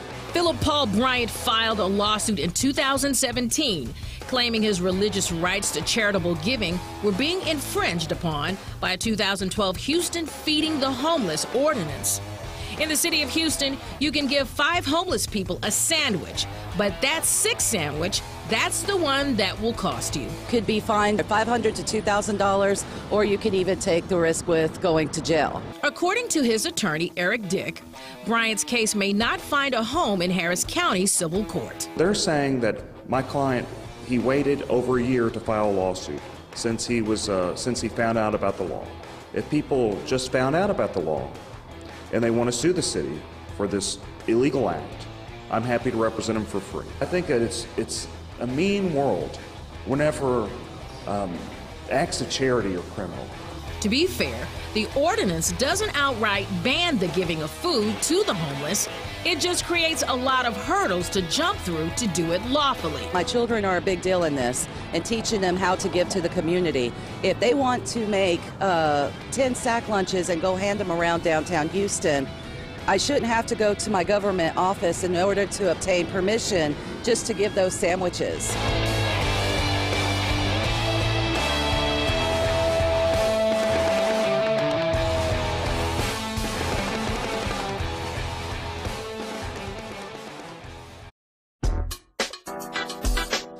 Breaking the law, one meal at a time, feeding the homeless.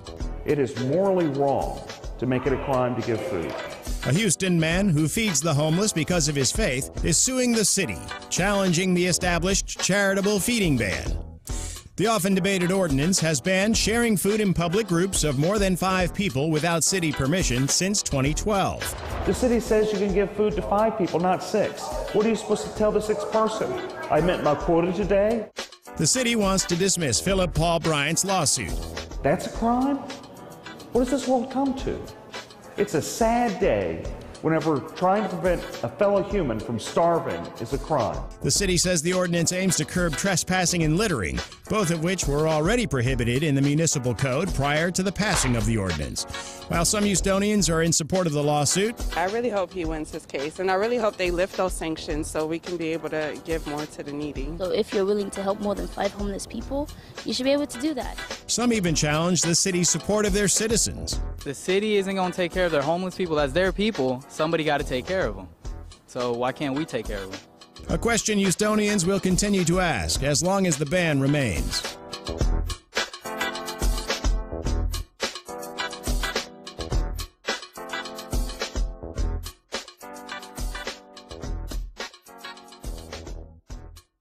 Property damage from Hurricane Harvey is devastating.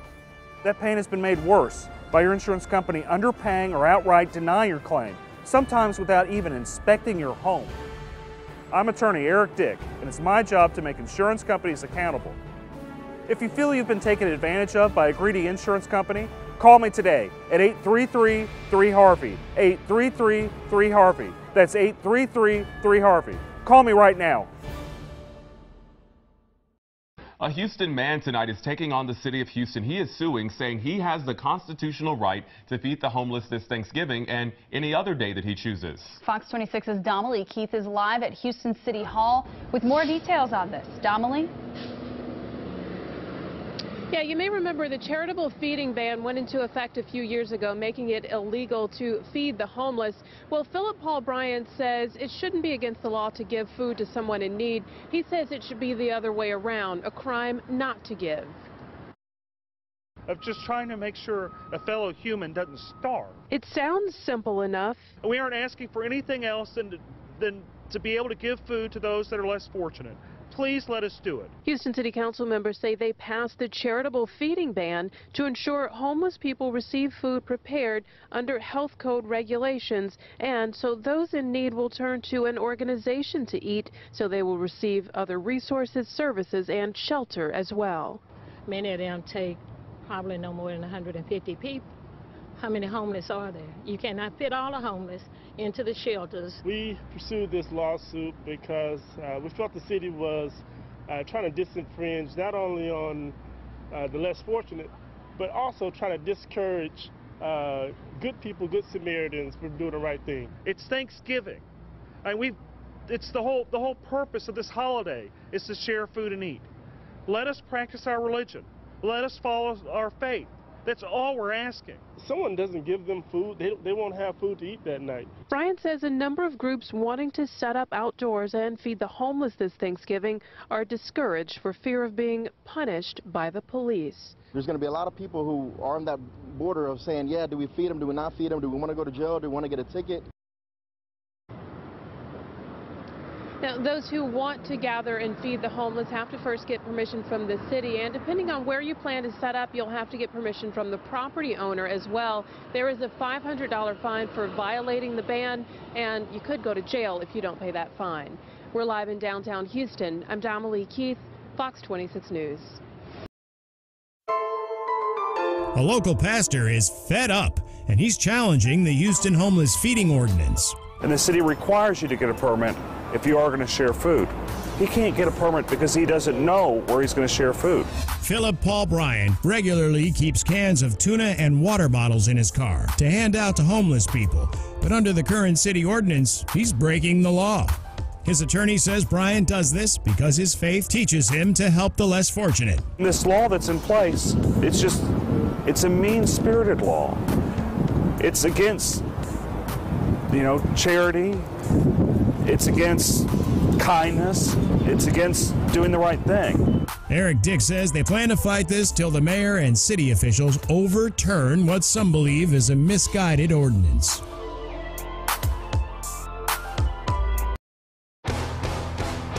A Houstonian claiming his religious freedom is being denied might soon see his lawsuit against the city dismissed. And it appeared that Judge Kyle Carter was thinking about dismissing the case, saying that Philip doesn't have standing. Philip Paul Bryant filed a lawsuit in 2017 claiming his religious rights to charitable giving were being infringed upon by a 2012 Houston Feeding the Homeless ordinance.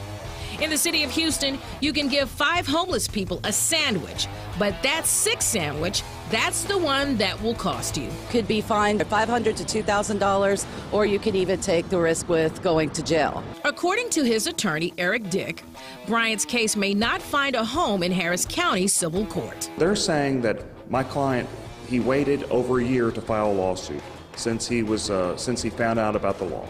If people just found out about the law and they want to sue the city for this illegal act, I'm happy to represent them for free. I think that it's a mean world whenever acts of charity are criminal.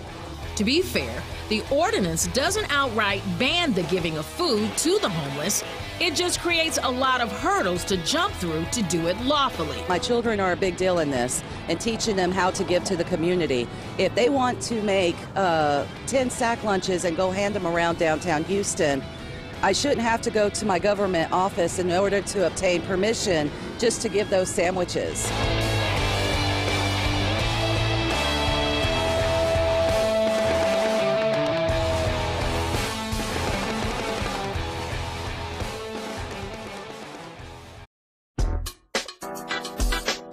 Breaking the law, one meal at a time, feeding the homeless. It is morally wrong to make it a crime to give food. A Houston man who feeds the homeless because of his faith is suing the city, challenging the established charitable feeding ban. The often debated ordinance has banned sharing food in public groups of more than 5 people without city permission since 2012. The city says you can give food to 5 people, not 6. What are you supposed to tell the 6th person? I met my quota today? The city wants to dismiss Philip Paul Bryant's lawsuit. That's a crime? What does this world come to? It's a sad day whenever trying to prevent a fellow human from starving is a crime. The city says the ordinance aims to curb trespassing and littering, both of which were already prohibited in the municipal code prior to the passing of the ordinance. While some Houstonians are in support of the lawsuit, I really hope he wins his case, and I really hope they lift those sanctions so we can be able to give more to the needy. So if you're willing to help more than 5 homeless people, you should be able to do that. some even challenge the city's support of their citizens. The city isn't going to take care of their homeless people. That's their people. Somebody got to take care of them. So why can't we take care of them? A question Houstonians will continue to ask as long as the ban remains.